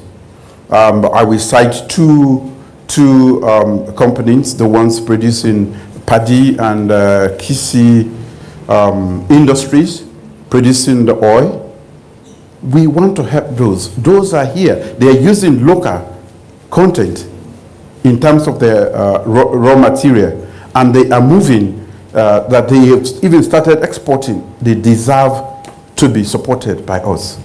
So for all other companies that come here, depending on the nature of what you want to do, and we try to provide support for them in terms of tax incentives and any other thing that you think we support you to easily get established, which is the most difficult. Which means also that we have to be serious about our infrastructure, electricity, water, and communication, because you don't want to come and set up your own plant to support your factory. You don't want to look for water if you want to set up a factory. So, but these are highly cash-intensive infrastructure programs. But we are working very hard to make sure that we have them at hand for those who need them most. Any idea when that one-stop shop will be established? It's on already. We officially just have to launch it actually. Okay. Now we go to your flagship project, the issue of human capital development. With the benefits of hindsight, would you say that the proclamation of free quality education was a bit rushed? 4 months into office, you pronounced it. Would you say you should have probably given yourself 1 more year to have put things in place? Classrooms are overcrowded, teacher-student ratio is discouraging, and structures do not seem to be really functioning as they should because of the sheer scale of the project. Do you think you should have waited a little bit? Once the Athems of West Africa, now at the back of the queue, if you want to cover up, you don't start crawling. You get up and start running. You will fix all the others along the road. But you must crawl before you walk. You must walk before you run. That is the mistake. There are times you get up and start to run because you have been there before and you know the benefit of quality education. We were ahead in this sub-region, if not in Africa. And because of our carelessness as a country, we are now at the back. You are not going to start to crawl. Get up and run. All the others we fit in. We are successful right across a lot of indicators. If you want to fix all the classrooms before you declare quality education, it won't be in this term. If you want to have all the money, train all the teachers, it will not be in this term. Take the bull by the horn. The whole bull will come. And the issue of scrapping the senior secondary school year 4, I know that when you were with the NPRC, that was one of the pet projects then. Is it a matter of going back to what you believed was right at the time? I'm asking this because essentially what the kids now have is only 2 academic years in senior secondary school, because they go to SS1 in second term and they write their WASSCE exams in the second term of SS3. So effectively, it's only 2 full academic years. Don't you think that is what has led to the mass failure in the WASSCE exam? No. You seem to like NPRC quite a lot. And that brings very interesting memories to me and a lot of people here. We are fixing a system that is fit for purpose in this 21st century. We've had a lot of challenges even with the school calendar, and we are working on that. what has been happening in the past, as you know, like with examinations, the kids who are no longer studying anymore. And we, the parents, we are supporting them and giving them money to buy papers. The teachers and the principals, we are helping them to have access to this. We are killing the soul of our own children and this nation by doing that. That is what is responsible for the poor results that we have been having. But if the pedagogy is not, if the teaching is inadequate in terms of the fact that you're teaching them for only 2 years in senior secondary school, surely one academic year will help them. That is your characterization. It's not exactly 2 years. We have technical people who have been involved in all of these arrangements. And we don't want to also keep them in school for longer than they really need. I think that we can cover the syllabus so that they can finish the syllabus and be competitive around the world. This is really what we are trying to do. Every year wasted, it's a year that you cannot get again. So the period that has been specified, I think, is okay. What we have to do as parents is stop giving our kids money to go buy papers. We have to tell the teachers to cover the syllabus within the time that they have. I don't think it's different from what pertains elsewhere in the world. Now, that's basic and secondary education. Let me quickly take you, even if with all those challenges there, we can probably talk about those later, but let me take you to higher education. I mean, one issue, and we received tons of emails and telephone messages from students of Limpopo Wing, which is a private university. And I know of one former student of that university who has dropped out, is now breaking rocks to survive. He's forgotten about pursuing his higher education. Do you think the right thing to have done was to have discontinued paying for the continuing students of Limpopo Wing? I pity the students in that Lincoln Wing. We are trying to fix a very difficult situation. You know, like I said, we inherited an extremely difficult situation, be it in the economic field, be it in education, basically right across government. And what we are trying to do is to see how we can get all of these students into other universities so that they can continue their education. It's been 2 years now they're waiting. Of course. 1 year was almost wasted to COVID, as you know. We started paying for them. 2 million was paid. But then we realized that it is unfair to pay 30 million for one student in Lincoln Wing, which government has to pay by the nature of the agreement. Whereas even our kids, our students in commerce, don't pay that amount. And to make it even worse, this whole arrangement has never gone to cabinet. Even worse, they have never taken it to parliament. And it was an arrangement between an individual and a private institution. So we inherited the nature of the challenges we inherited are not easy to navigate. We have these students. It's our obligation. We preach human capital development. We want to see them go through this. But imagine again, to even compound the problem, most of those who went to that university did not have the normal requirement to attend other universities. So how are we going to take them there? We have, this is a compounded problem. It's a dilemma. We have to get the kids. But the interesting bit that you would maybe, and all the kids, the students that are there, is that we have made an arrangement. And the new minister is going to take that as a challenge. One of the first chores he has to be able to get over, including the students from Lincoln Wing and other stakeholders. we want to sit down in dialogue and find an amicable solution so that our students that we care for will be able to go to other institutions, but we cannot continue to pay $3,000 for one kid for one student in Lincoln Wing when government scholarship is maybe $500 per student or $700 at most in other universities. That is not fair. And that is not going to, and we don't even know where that is going because it's a private arrangement. I understand that, Mr. President. I think I'm a big fan of the Catholic University in McKinney, probably in part because my wife is Catholic, but also because that place has done a lot of good things for that part I'm of the a country. Catholic, maybe you should like that more.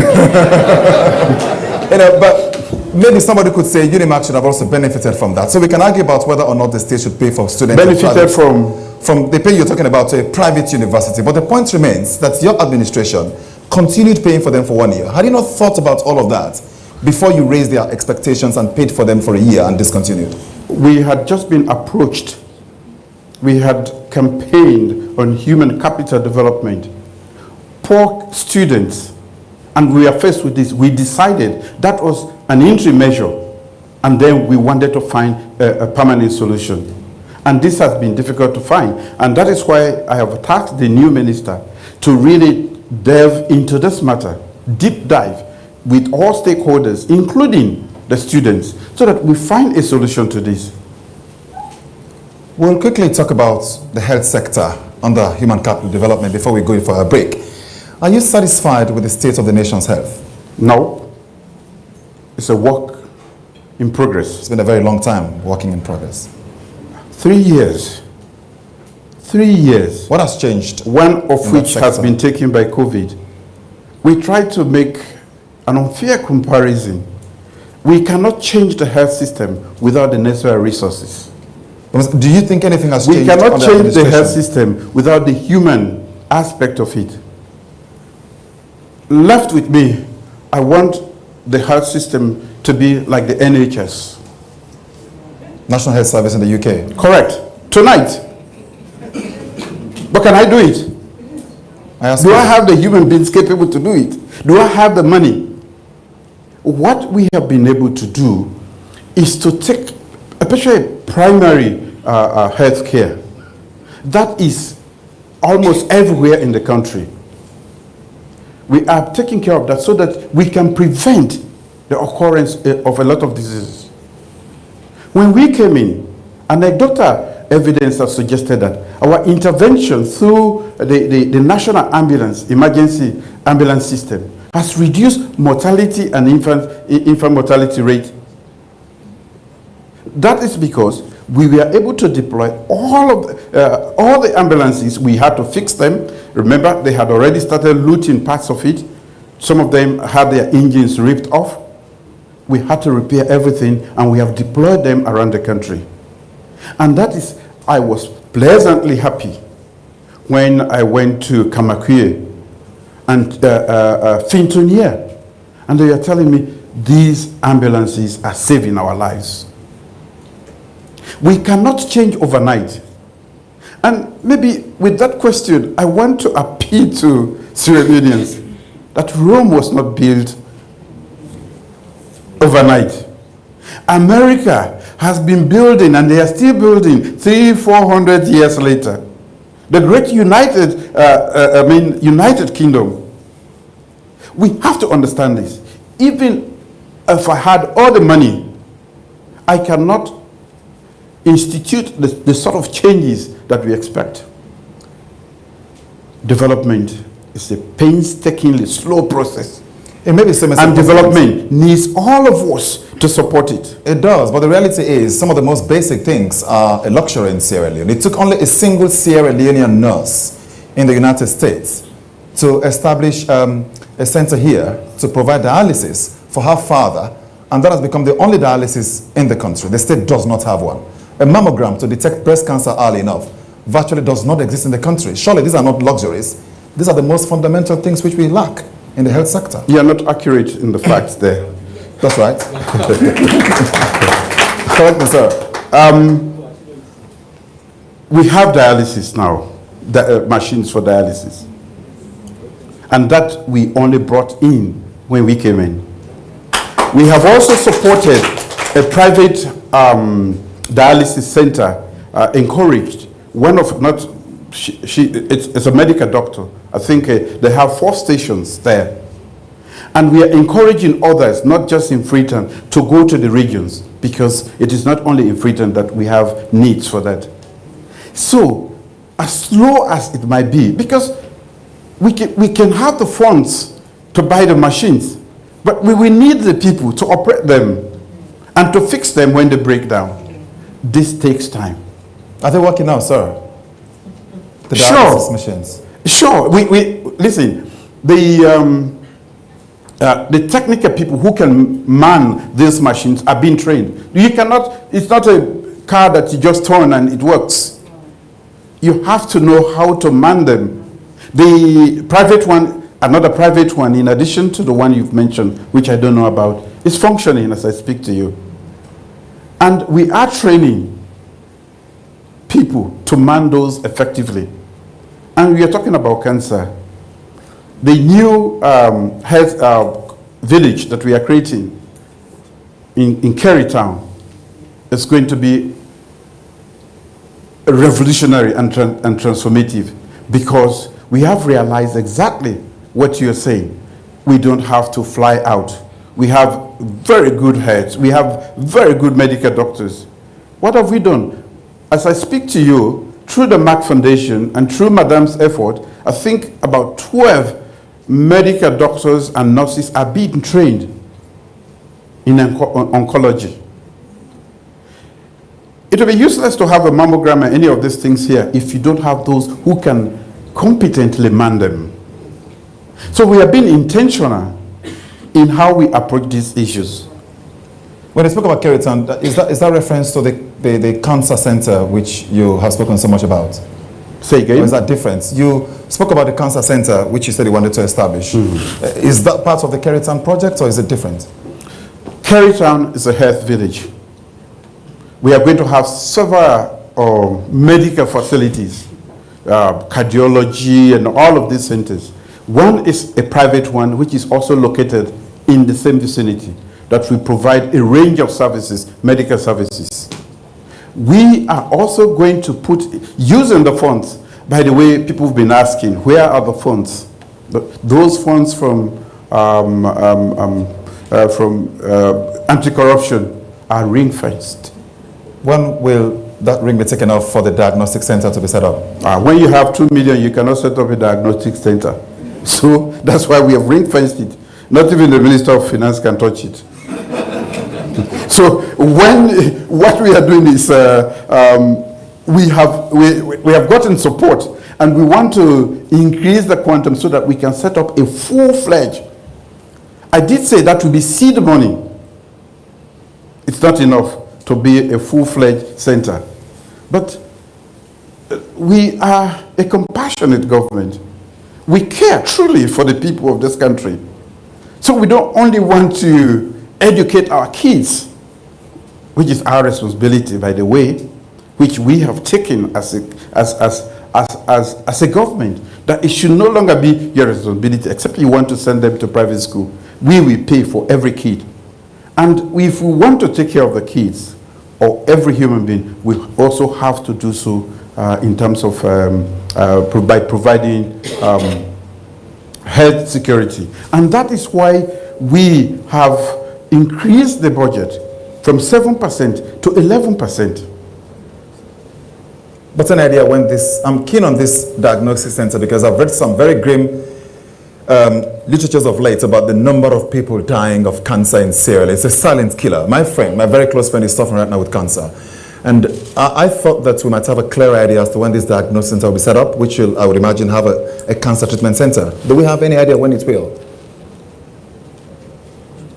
My mother died of cancer. We care truly for every Sierra Leonean. These things do not happen overnight. It is good that you have a president who keeps his words.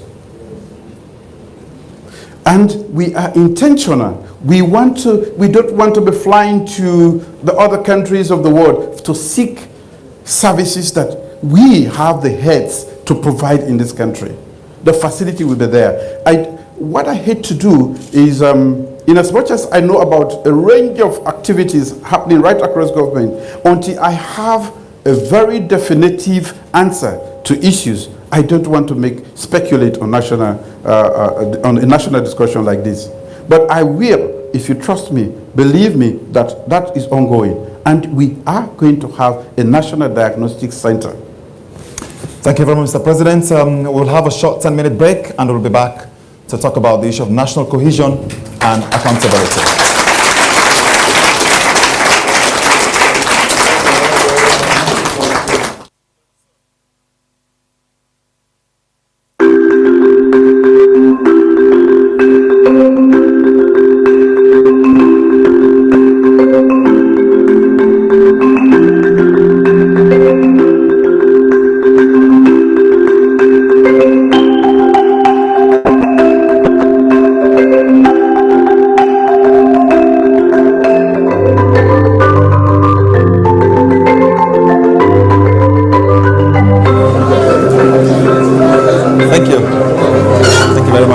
Sorry, could you please go out and come back in 5 minutes, please? Thank you very much.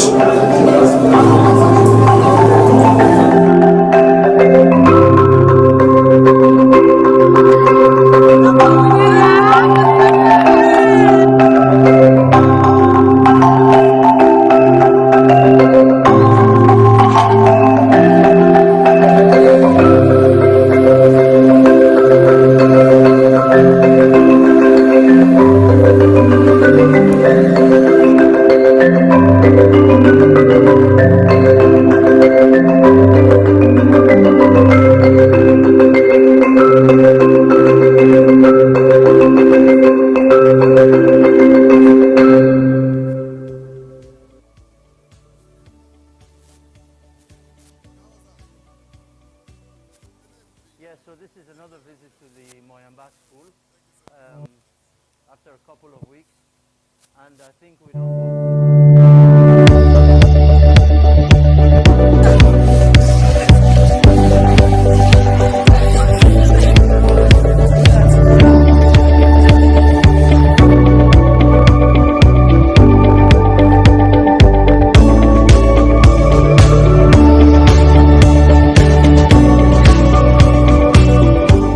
Yeah, so this is another visit to the Moyamba School after a couple of weeks, and I think we don't go about, maybe from the last time I've been there to now, probably don't go about 60% more than the last time I've been there. We don't see the roofing, we don't see the ceilings are all up, the doors are all in, the classrooms all tiled, all the staff room, the resource center, everything tiled, and very soon we will begin for tile the outside as well, and then it's just a question of doing the finishing and handing over.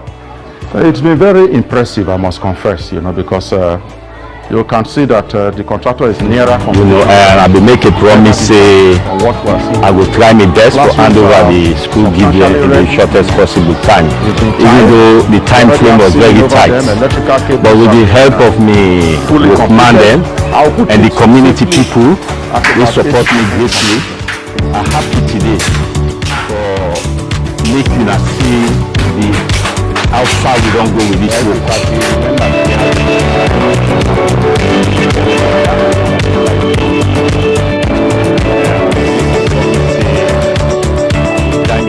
Now I look forward to hand over this building to Mercury, though the time frame was very tight, in the shortest possible time. With the help of me, with Mandem and the community people, I'm so happy for this school and the bill for we. The people are happy and the parents are also happy for the new building where they don't put on for we. Right now that they see already the glad is there. So I'm so much glad for this school. I'm happy for the governments, I'm happy for Mercury International for watching the great thing where they don't do for we. Mercury and the government of Maranjo. From the reaction we don't get from the Pikindem, the reaction we will get from the headmaster, from the I'm so principal of the nursery happy school. for this school where they build for we. I think this is The something people are happy get for play. and the parents are also happy for the new building where they don't put on for we. Of the Pikin Right now, they see that they glad itself. So I'm so much glad they only look forward for this to school. them. And Happy hopefully for the by the governments time are happy for Mercury International for waiting the great thing where they don't do for we. We go able to see the Pikin and they take over and come begin their education. So hopefully the next time we visit, maybe the principal will be for hand over this property to the Ministry of Education and to the government. Get for play a great role in the life and the upbringing of the Pikin of this place. We very they like them, they also look forward to them, and hopefully by the time the next semester they begin or the next year they begin, we go able to see the Pikin and take over and come. Hopefully the next time we visit,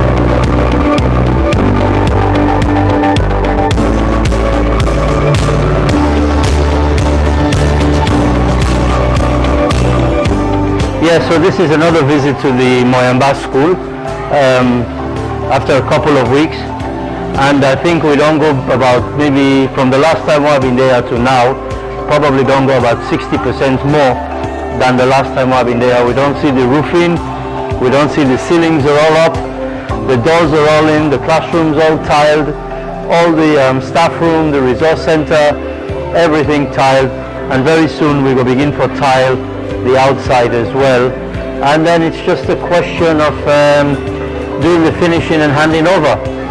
It's been very impressive, I must confess, because you can see that the contractor is nearer completion than ever before from what we are seeing today. The classrooms are substantially ready, they've been tiled, you already have ceiling over them, electrical cables have been fully completed. I'll put it safely at about 80% completion.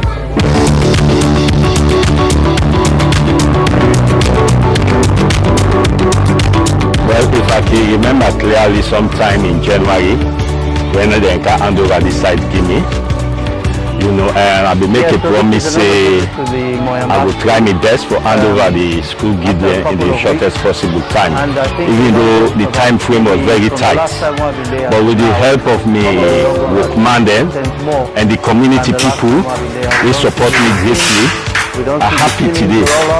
The doors are all in, the classrooms all tiled, all the staff room, the resource center, everything tiled. Hello. And very soon we will begin for tile the outside as well.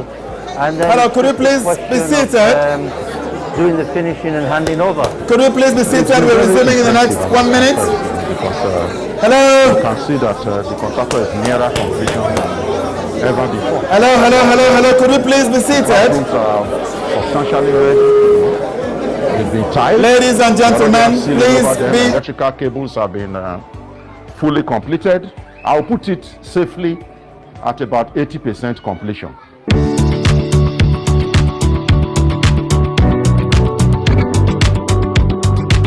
Well, if I can remember clearly, sometime in January, when they can hand over this site, give me, you know, and I will make a promise, say, I will try my best for hand over the school give them in the shortest possible time, even though the time frame was very tight.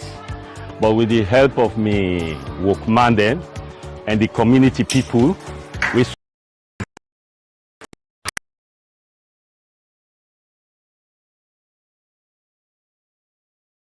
this work.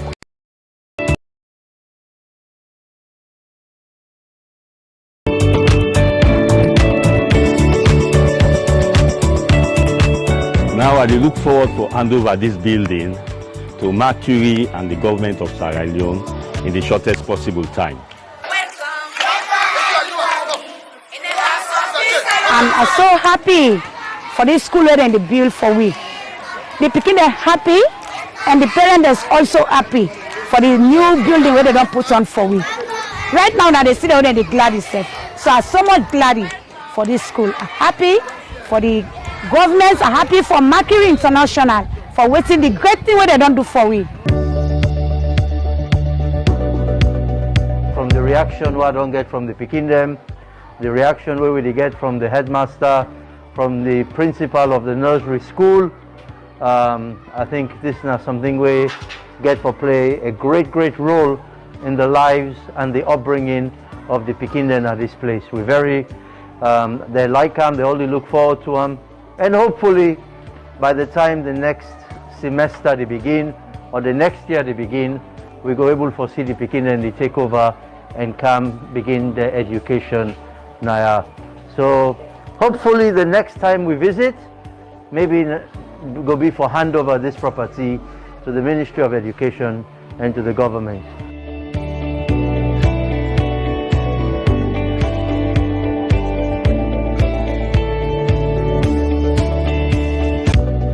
From the reaction what I don't get from the pikin them, the reaction where we get from the headmaster, from the principal of the nursery school, I think this is now something we get for play a great role in the lives and the upbringing of the pikin them at this place. We're very, they like them, they only look forward to them, and hopefully by the time the next semester they begin or the next year they begin, we go able to see the pikin and they take over and come begin their education now.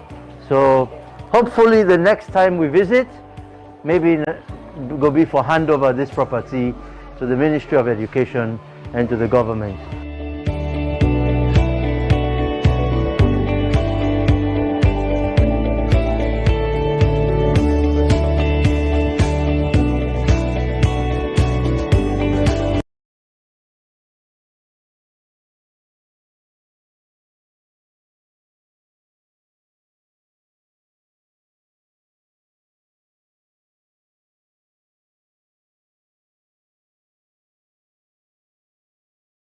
And final part of this town hall, the issue of national cohesion. How would you characterize the current state of cohesion in the country? Truly speaking, we have been a divided nation, mostly along political lines. We need to make more effort. I can, as a leader, make my own effort to try to unite this nation. But I'm just an individual, and the government is doing what it can to actually keep us together. Because all of what we've been talking about, all the questions, you are basically telling us, or me, what are you doing to develop this nation? If we are serious about development, we cannot undertake that very difficult process if we are divided as a nation, which means it is an imperative for us to be together. Of course, we have our political leanings, cultural differences, but we can be united in diversity. And that is what we need in this country.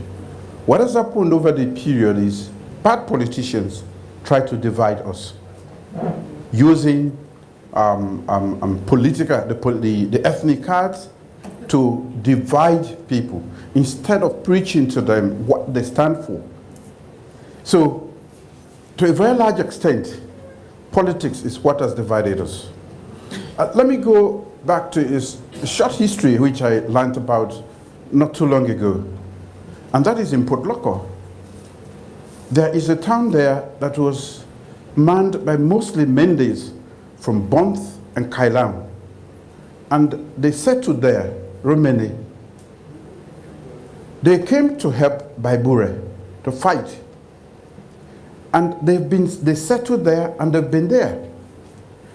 Why I'm telling this story is because it tells us that we have been working across ethnic lines, regions.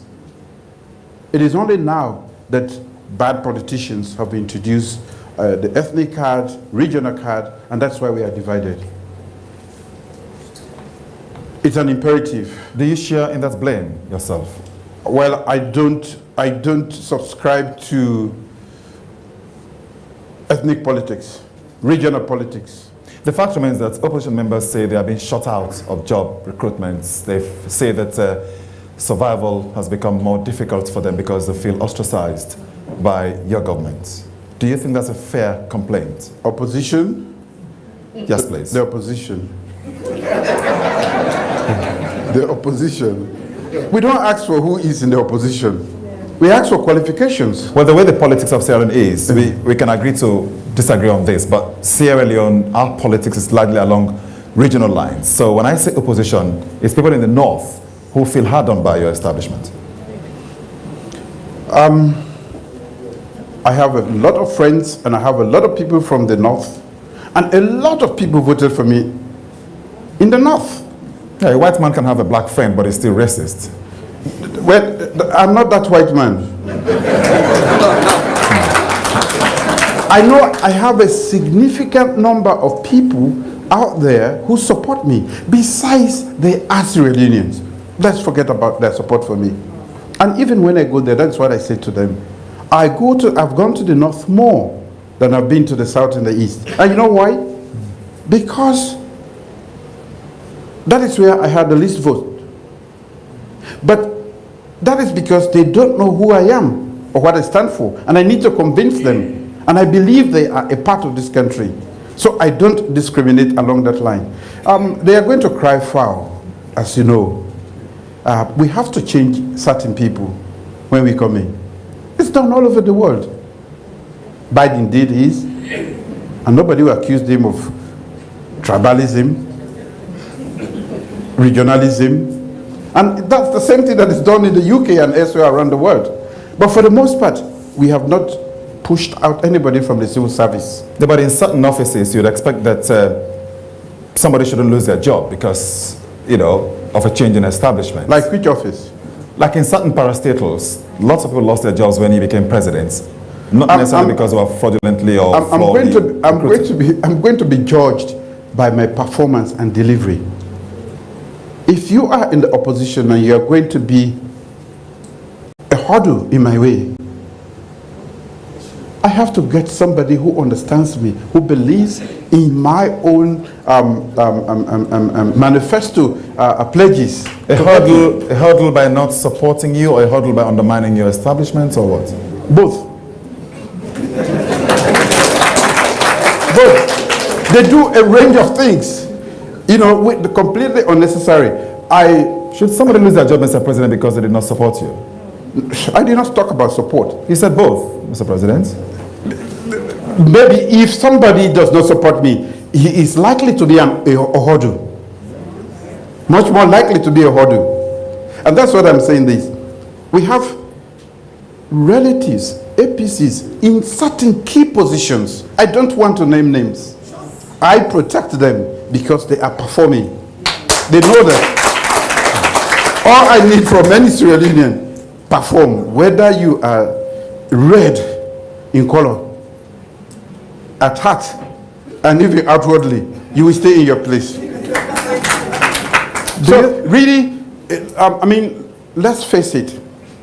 You give me leadership and say, work. This is what is expected. Today, you've been grilling me, you know, going to the little corners. What have you done? I need people that I know who have a record of performance. They have integrity. They have ethics, good work ethics. Those are the people I'm going to look forward for to come in. I'm not going to go to a stranger that I've never worked with, don't know, and then I perform poorly. You're not going to ask, how many people did you take from the opposition? Besides, Umaru, we were in the opposition, and not you, me. And you know that livelihood was an issue. I don't mean to revenge. All I want from any Sierra Leonean is work hard. And that's where unity is actually. When we came in, we drew up the medium-term national development plan.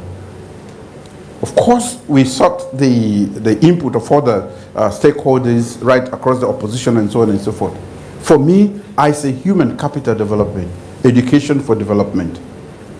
We need to continue on that path for a long time for us to realize. So we need unity. We need to get the buy-in of the APC for this to work. We need to get in the buy-in of C4C for this to work. So that is where the unity is. But talking about unity, we decided to put together the Commission for Peace and National Cohesion. Yesterday, I was being told, do you talk to the former president? I said, I do. He calls me, and I call him from time to time. When last did you talk to him, sir? I don't keep a calendar of that. Have you spoken to him since the anti-corruption started investigating him? I don't keep a tag on that, but I will tell you, he and I speak regularly. But that should be easy to determine whether it was before or after the ACC. I just don't want to give you a definite answer, but I know I have spoken to him. Frankly speaking, you can verify that with him. Right, and how is your relationship with him? He's a senior statesman, and I treat him like that. Do you crack jokes when you talk on the phone? A lot of APC don't have jokes to crack with me. And he's pure APC. I take that to mean no jokes between the both of you. What do you talk about? Well, if you attack me in Bo and almost broke my head, I don't think there's a lot of joke that we can crack about that. If you went to my house and told the whole world that I had an asset that I can destroy this whole nation, and you could not find a razor blade in my home except my shaving, what? We don't have a lot of jokes to crack about I take it there's a mountain of frost between the both of you. I'm not saying that. Those are your words. I talk to him when I want to talk to him. He calls me when he wants to talk to me. He is a senior state Sierra Leonean, and he should be treated with respect. He has his entitlements, and those should be given to him. Would you ever countenance the possibility of letting him off the hook? I'm assuming there is a hook on him in terms of the COI recommendations. Is that something you're countenancing? Just forget about anything having to do with pursuing the former president? I don't see a hook yet. So I wouldn't assume at all. If there was one, would you countenance? When we come to that, then we will consider. Is that a yes, sir? No, sir.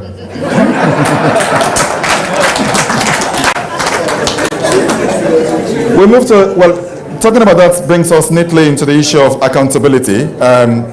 You, as a candidate, spoke a lot about the fight against corruption, and the issue of the Commission of Inquiry came back and manifested that. Are you satisfied with the dispensation of justice, particularly in terms of pursuing corrupt officials? Would you say your appointees are sacrosanct in terms of protecting them, or would you say they're just squeaky clean?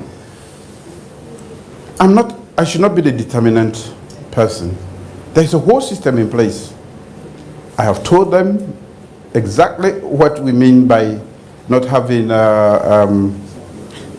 sacred cows, not the sacred cows of the past. Now, nobody is protected. The Anti-Corruption Commission is working.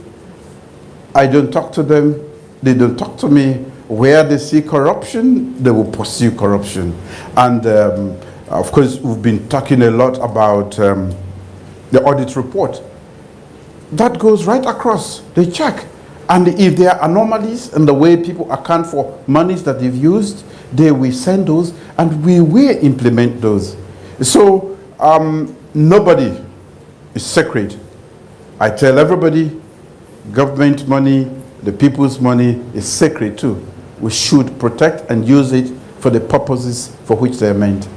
And would you say the current fight against corruption has minimized corruption in your administration, or do you think you also have thieves in administration?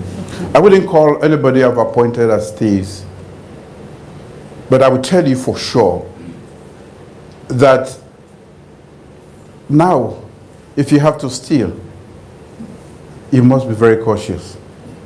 You know it's risky. You know if you are caught that the penalties can be quite rigid. It's not the impunity that went along with corruption is what we have taken care of. I think and I believe from the perception surveys we've had,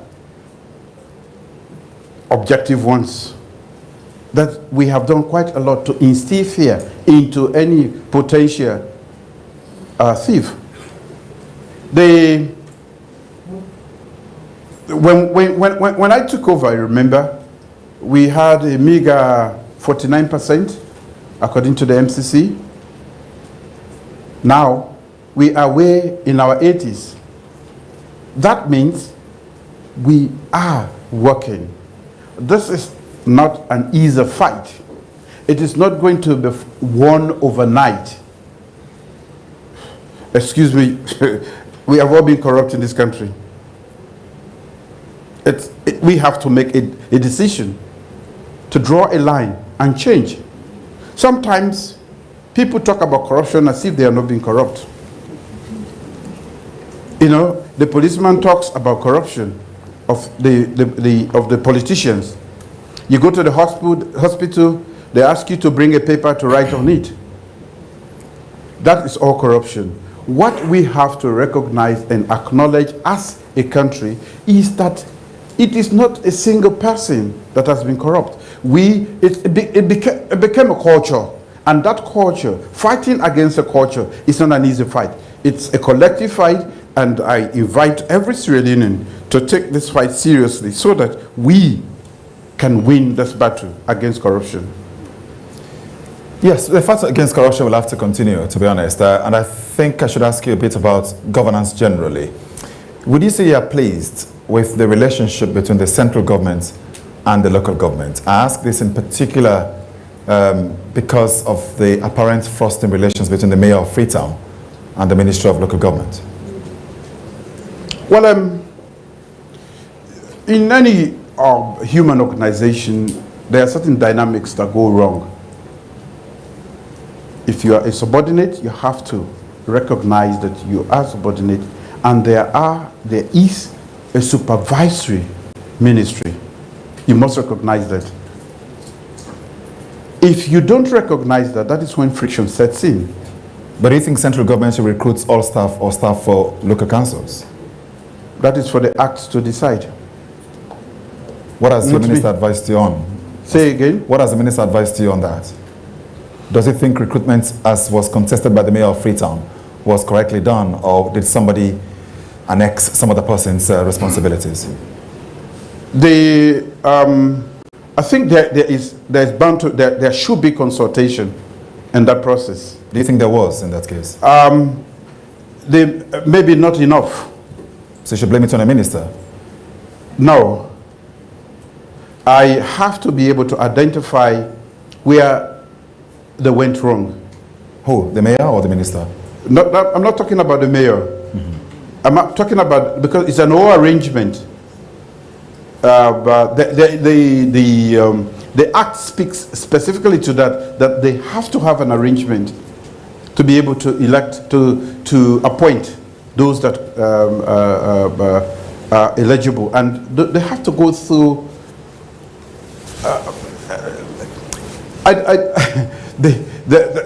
You've spoken about a frosty relationship, which I think what I've suggested to the minister is for them to have an investigation into this whole matter, because it projects a wrong image of what we really want. Would that be fair? It's like the ministry may be serving as judge and jury at the same time. Well, you are assuming it's going to be the ministry that is going to... Yeah, because that's not my intention. It's to have stakeholders who are going in there to sort out the problem and not to compound it. And therefore, you cannot take the ministry or the minister to be in charge of that. But there are Sierra from other walks of life. You can actually put a group together and say, go delve into this, look at the documentation. Who has the power to do this and where did they go wrong? And then make recommendations. We asked people to send in to email us to ask questions, and one of them, Abs Dumbuya, particularly asked about that. He says that you are most times quiet, probably reticent about happenings, including that's involving the mayor and the Ministry of Local Government and the Auditor General. He feels that you should have spoken a lot more about those issues to have calmed down the situation. As you very well know, I don't talk normally. I am not a flippant leader. That's my leadership style. You have to understand it. I comment on national issues as and when it is necessary, extremely necessary. What is going on there is going to be investigated. For the Auditor General, I know about what is going on. I've heard about it. She and I discuss issues. We have not had the opportunity to discuss this particular one. Because, as you very well know, we are a political nation. Even at death, we carry our party colors.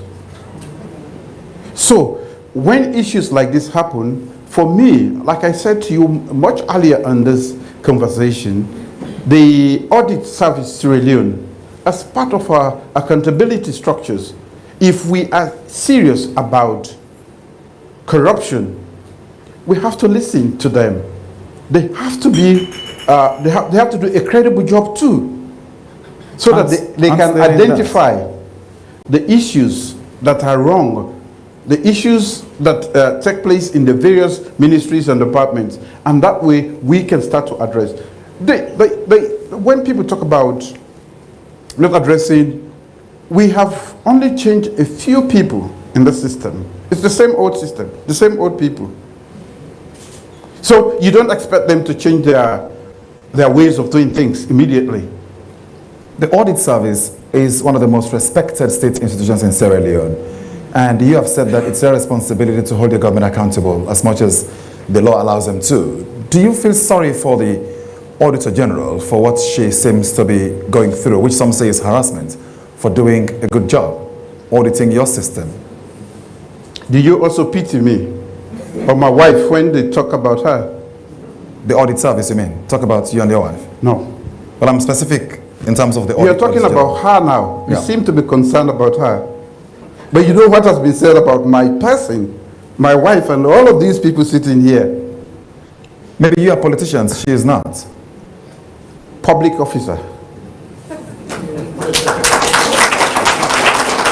She is a public. When you step into that space, there is no more fence. You are open. They say everything and anything about you. You think my intervention is going to stop? No. Maybe. I take that point, Mr. President, but the point is, be that as it may, do you sympathize, or at least do you empathize with her for what she's going through? I do. And you know, should I call it the accusation you're making? It's the same thing my wife tells me. They are telling me I'm a thief, I'm not this, and she cries and that. I say, I've been called worse names than that. But nobody called me to come here.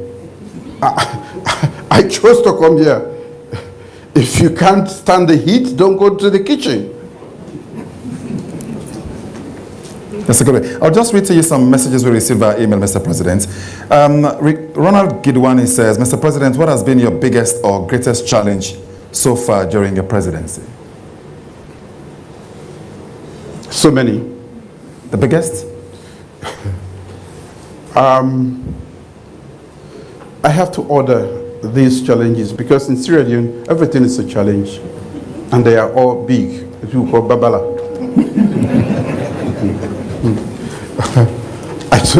I need a few moments to actually order them and see which ones are going to pop up and sit on top of the huge pie. I read it. There's one from Alimatu Dimonekene. She writes, Dear Mr. President, I would like to commend you and the administration for your proactive stance in promoting the rights of women and girls in Sierra Leone. More recently, in celebrating International Women's Day, you personally recognized the role women and young girls had played throughout your tenure. Sadly, however, we have seen successive governments deny us the political will to achieve more for our women and girls. As you said in your speech for International Women's Day, you will support the call for the action women leaders are making. However, as women and girls, we cannot attain our full potential due to barriers such as gender-based violence that keep women and girls behind. Your Excellency, sir, I and many other women and girls who are victims and survivors of abuse today are asking you to grant us the ultimate gift. Here it is. We ask that you once and for all remove tears and pain from us and ban female genital cutting outright. It is the only area of SGBV where there is so much ambiguity. I don't know where the ambiguity is. This has been a very thorny issue in the body policy of our country. And of course, successive governments have not been able to bring it to rest. But there is a law. There is the children's, what's the name of the act? Child Rights Act, which protects them from certain cruel traditional practices, harmful practices. That one presupposes that there is a law. What we need to do, which is difficult for even the woman who is saying that, because you have to ascertain, I cannot go into a bondo bush. Somebody has to say this is happening, and then the action comes into being. But let's not forget that we have made the effort to protect women, and she has just put a whole list of things there, which no government did before me, to protect women, to empower women. The rape issue, hands off our girls, which she forgot to mention. A lot of that. But will you or will you not ban FGM outright? I'm coming to FGM. FGM is a deep cultural practice in this country. A lot of people are campaigning for its abolition. They've not been successful. We have to, as a society, decide on how it is going to go. And the law there is the beginning. Until you are 18, you are not supposed to be subjected to these cruel or whatever traditional practices. After 18, you make a decision. That is a good beginning. If we go like that for the next 10, 20 years, this is a practice I believe will die out for itself. But I don't think you want me to commit political suicide. But there is already a so major... what does that mean, sir? You mean you're not going to commit yourself to banning it? We have a system that is taking care of that very slowly. Very slowly. Very slowly. All right, let me put this to you. There's another letter here from Ahmed Sahid Nasrallah from the live audience, who writes, Mr. President, I heard you on Radio Democracy speaking strongly on the Cyber Crime Bill 2020. What assurances can you give that if passed into law, it will not automatically reverse the huge gains your government has made in the area of free speech and free press? And I'm sure it means by the repeal of the criminal libel law. How will this protect that legacy? I cannot be that ambivalent to repeal a 65, how many years old? Yes. Law, and then replace it with another. I'm very intentional. Let's face the fact, cyberspace is a new space. And a lot is being done there that can harm us, harm society. Elsewhere around the world, people are now making these laws to just regulate what happens there. So, I mean, by now my intentions should be clear to this nation that we are not here to clamp down on free speech. I could not have taken that political suicide, which, or attempted that when all my colleagues before me were afraid to step into that space. So it should be clear to everybody that we are doing this because now they think it is the government that wants to use it. No. But we saw incitement in the cyberspace that caused the death of people in this country. People use cyberspace to violate you, to damage your whole reputation, to do a lot of harm, instill fear. We are talking about peace. One man who effectively knows how to handle the things in the cyberspace can cause war in this country. So, is it wrong to try to regulate that space? No, I truly believe that it has to be regulated. There is enough freedom there, but there should be certain constraints that do not impede on the right of other people. Kiva James, again in the audience here, says, you said you have a one-stop board. Now that you and your vice presidents will directly look over in terms of guiding investors. This being so, what would be the role of Sleeper? Will it not be duplicitous, or will Sleeper go? The board I'm talking about is the National Investment Board. Sleeper is a part of it. What we want to do is to provide strategic leadership. If there is a project, because what has happened is everybody is an investor in this country.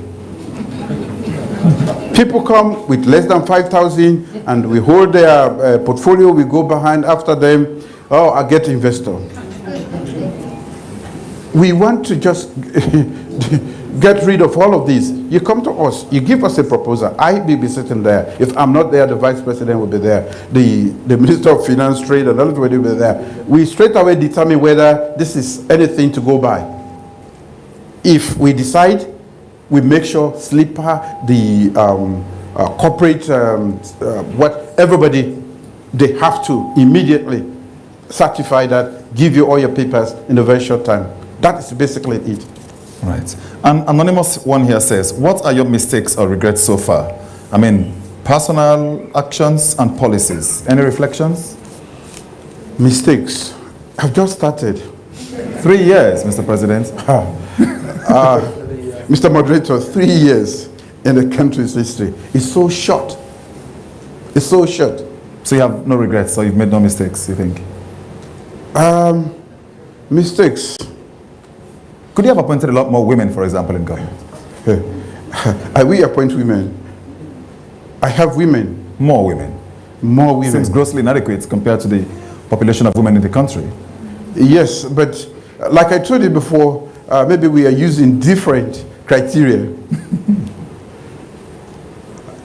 As and when I know more women who can deliver and believe in what I am doing or want to do, be sure they are going to come on board. I don't discriminate against. But let me tell you a story. I lost my dad when I was only 4.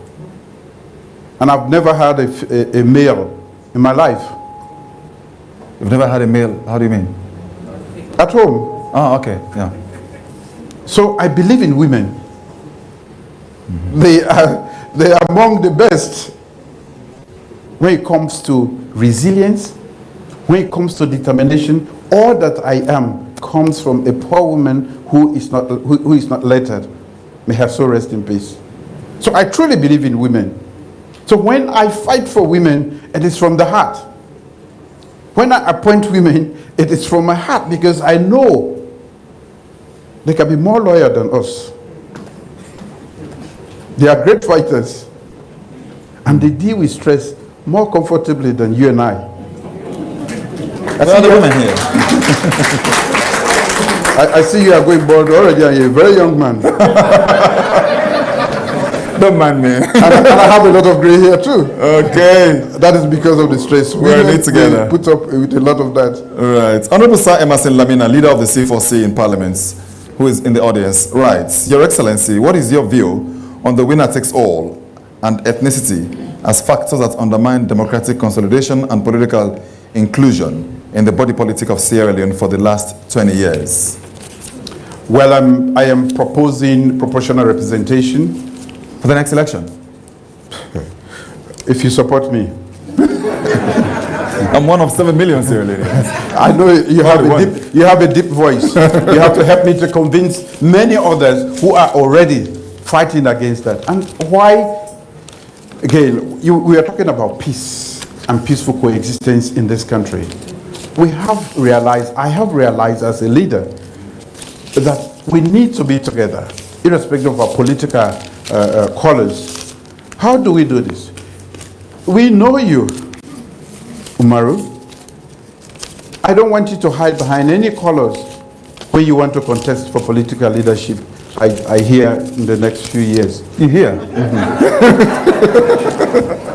That's not true, Mr. President. I don't know. You want to stand there as Umaru, who is known, has a track record of talk and do, who is credible, who says things and do them. So we vote not for color, but Umaru, who is going to deliver, because we know him. We hide behind colors. And because these colors have structures, these structures come into motion immediately. If you touch me, you touch a lot of other people, and they are going to fight.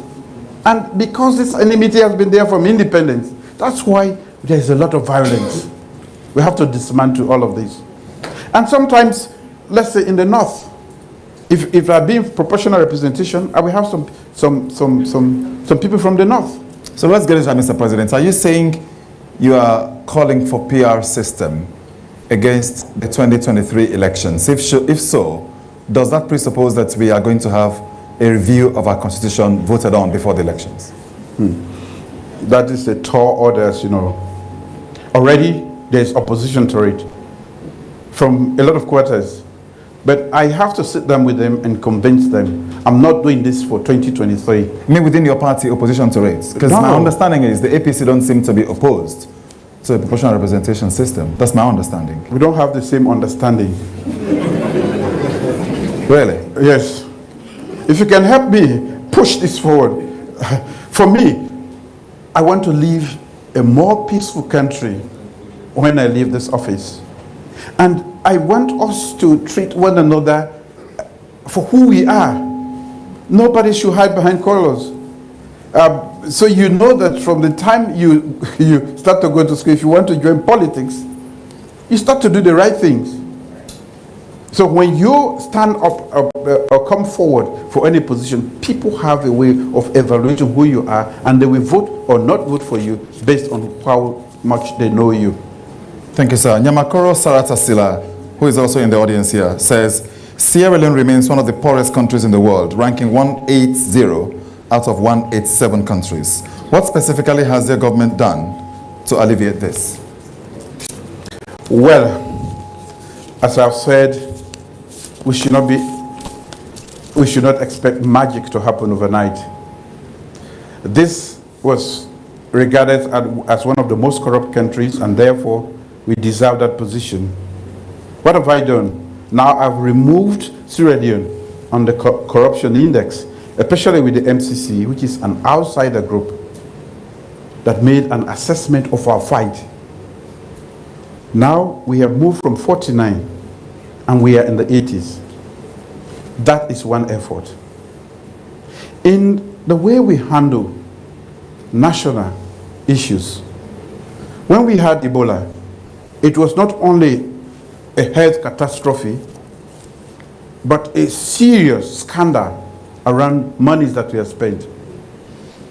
Today, the way we've handled COVID, we are rated among the best in the world, even ahead of the United States.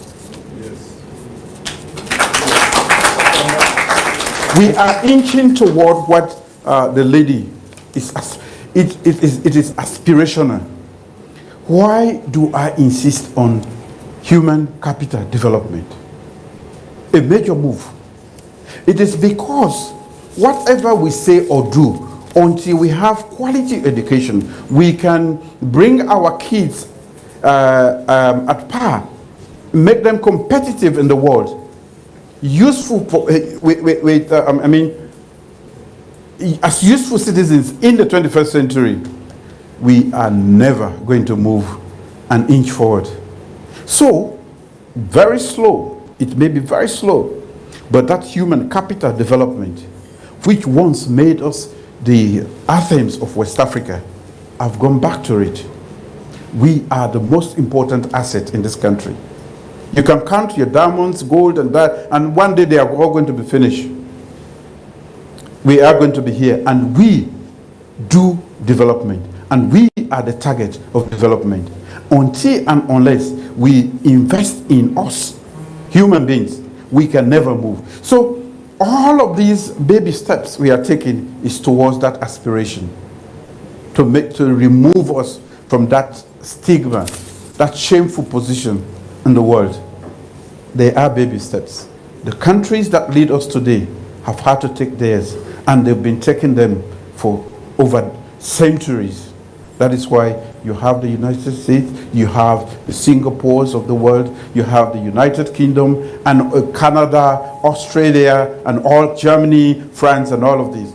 They have had to deliberately, intentionally say, we are going to surge forward. And you take step after step, and it requires the commitment from all of us. And that is what I would say, that I invite the whole of Sierra Leone. When we say free quality education, it is not my program. It is free quality education for Sierra Leone, because it lays the strongest foundation for national development, personal development, and to be a useful and meaningful part, productive part of the 21st century. I know I've spilled over, but I think it's a spill that is worthy of it. Sorry, Sengbe Mara, governance advocate and lawyer, who is also in the audience, writes, if one were to ask you, what are the highlights of your judicial reforms, what would you point to apart from the appointment of new judges? We have not taken much step as far as the judiciary is concerned, I must confess. Why is that? Not because it doesn't matter. In fact, as a matter of fact, it is one of the areas that we need to really look at. What I had tasked them is for them to actually come together and tell us what is it that we need to do, not only in terms of conditions of service, but what we can do to make them more effective. Because as we all know, without the rule of law, there can be no peace that we're talking about. And that was exemplified in the Truth and Reconciliation Commission. But that is a fact also. So it is not because it is not important. It is because, as I said earlier, there are too many things to do, and you have to order. Which one comes first, second, third, and so on and so forth. But now that you've reminded me, definitely, I think that is a good point to take. But are you pleased with the justice, with the dispensation of justice? Do you think citizens get justice, or do you think it's they don't? Well, I never got justice when I was in opposition, and it has not changed much. It doesn't make it right, does it? No, so I cannot say there is, people are happy with the justice system, and that's why I concur with you that we need to embark on certain reforms within the justice system. When will we see that move? I cannot give you a time, but trust me, definitely. It is a legitimate concern and needs to be addressed. Would you rather we had a system whereby a Chief Justice cannot be changed just because there's a change of government? Yes, if the Chief Justice is not a politician who will go campaigning, who has vied for leadership in the opposition, yes.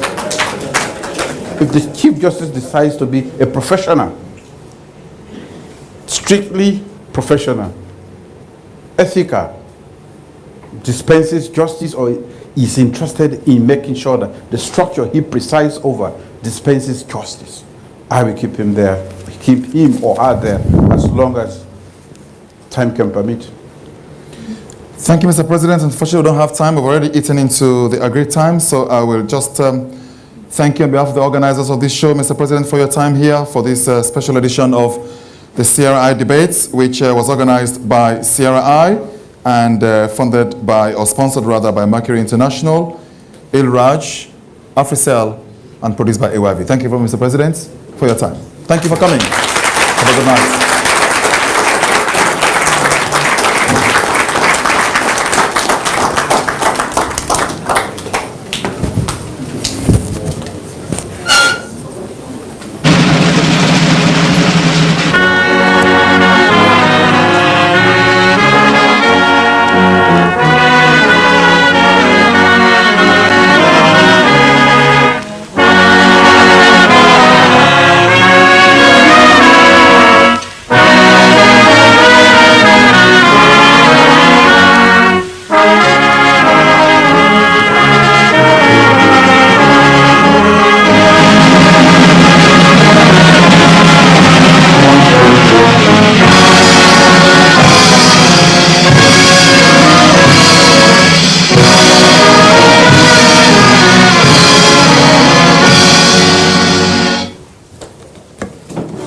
We have a 30-minute cocktail outside. The President has agreed to hobnob with us. Thank you.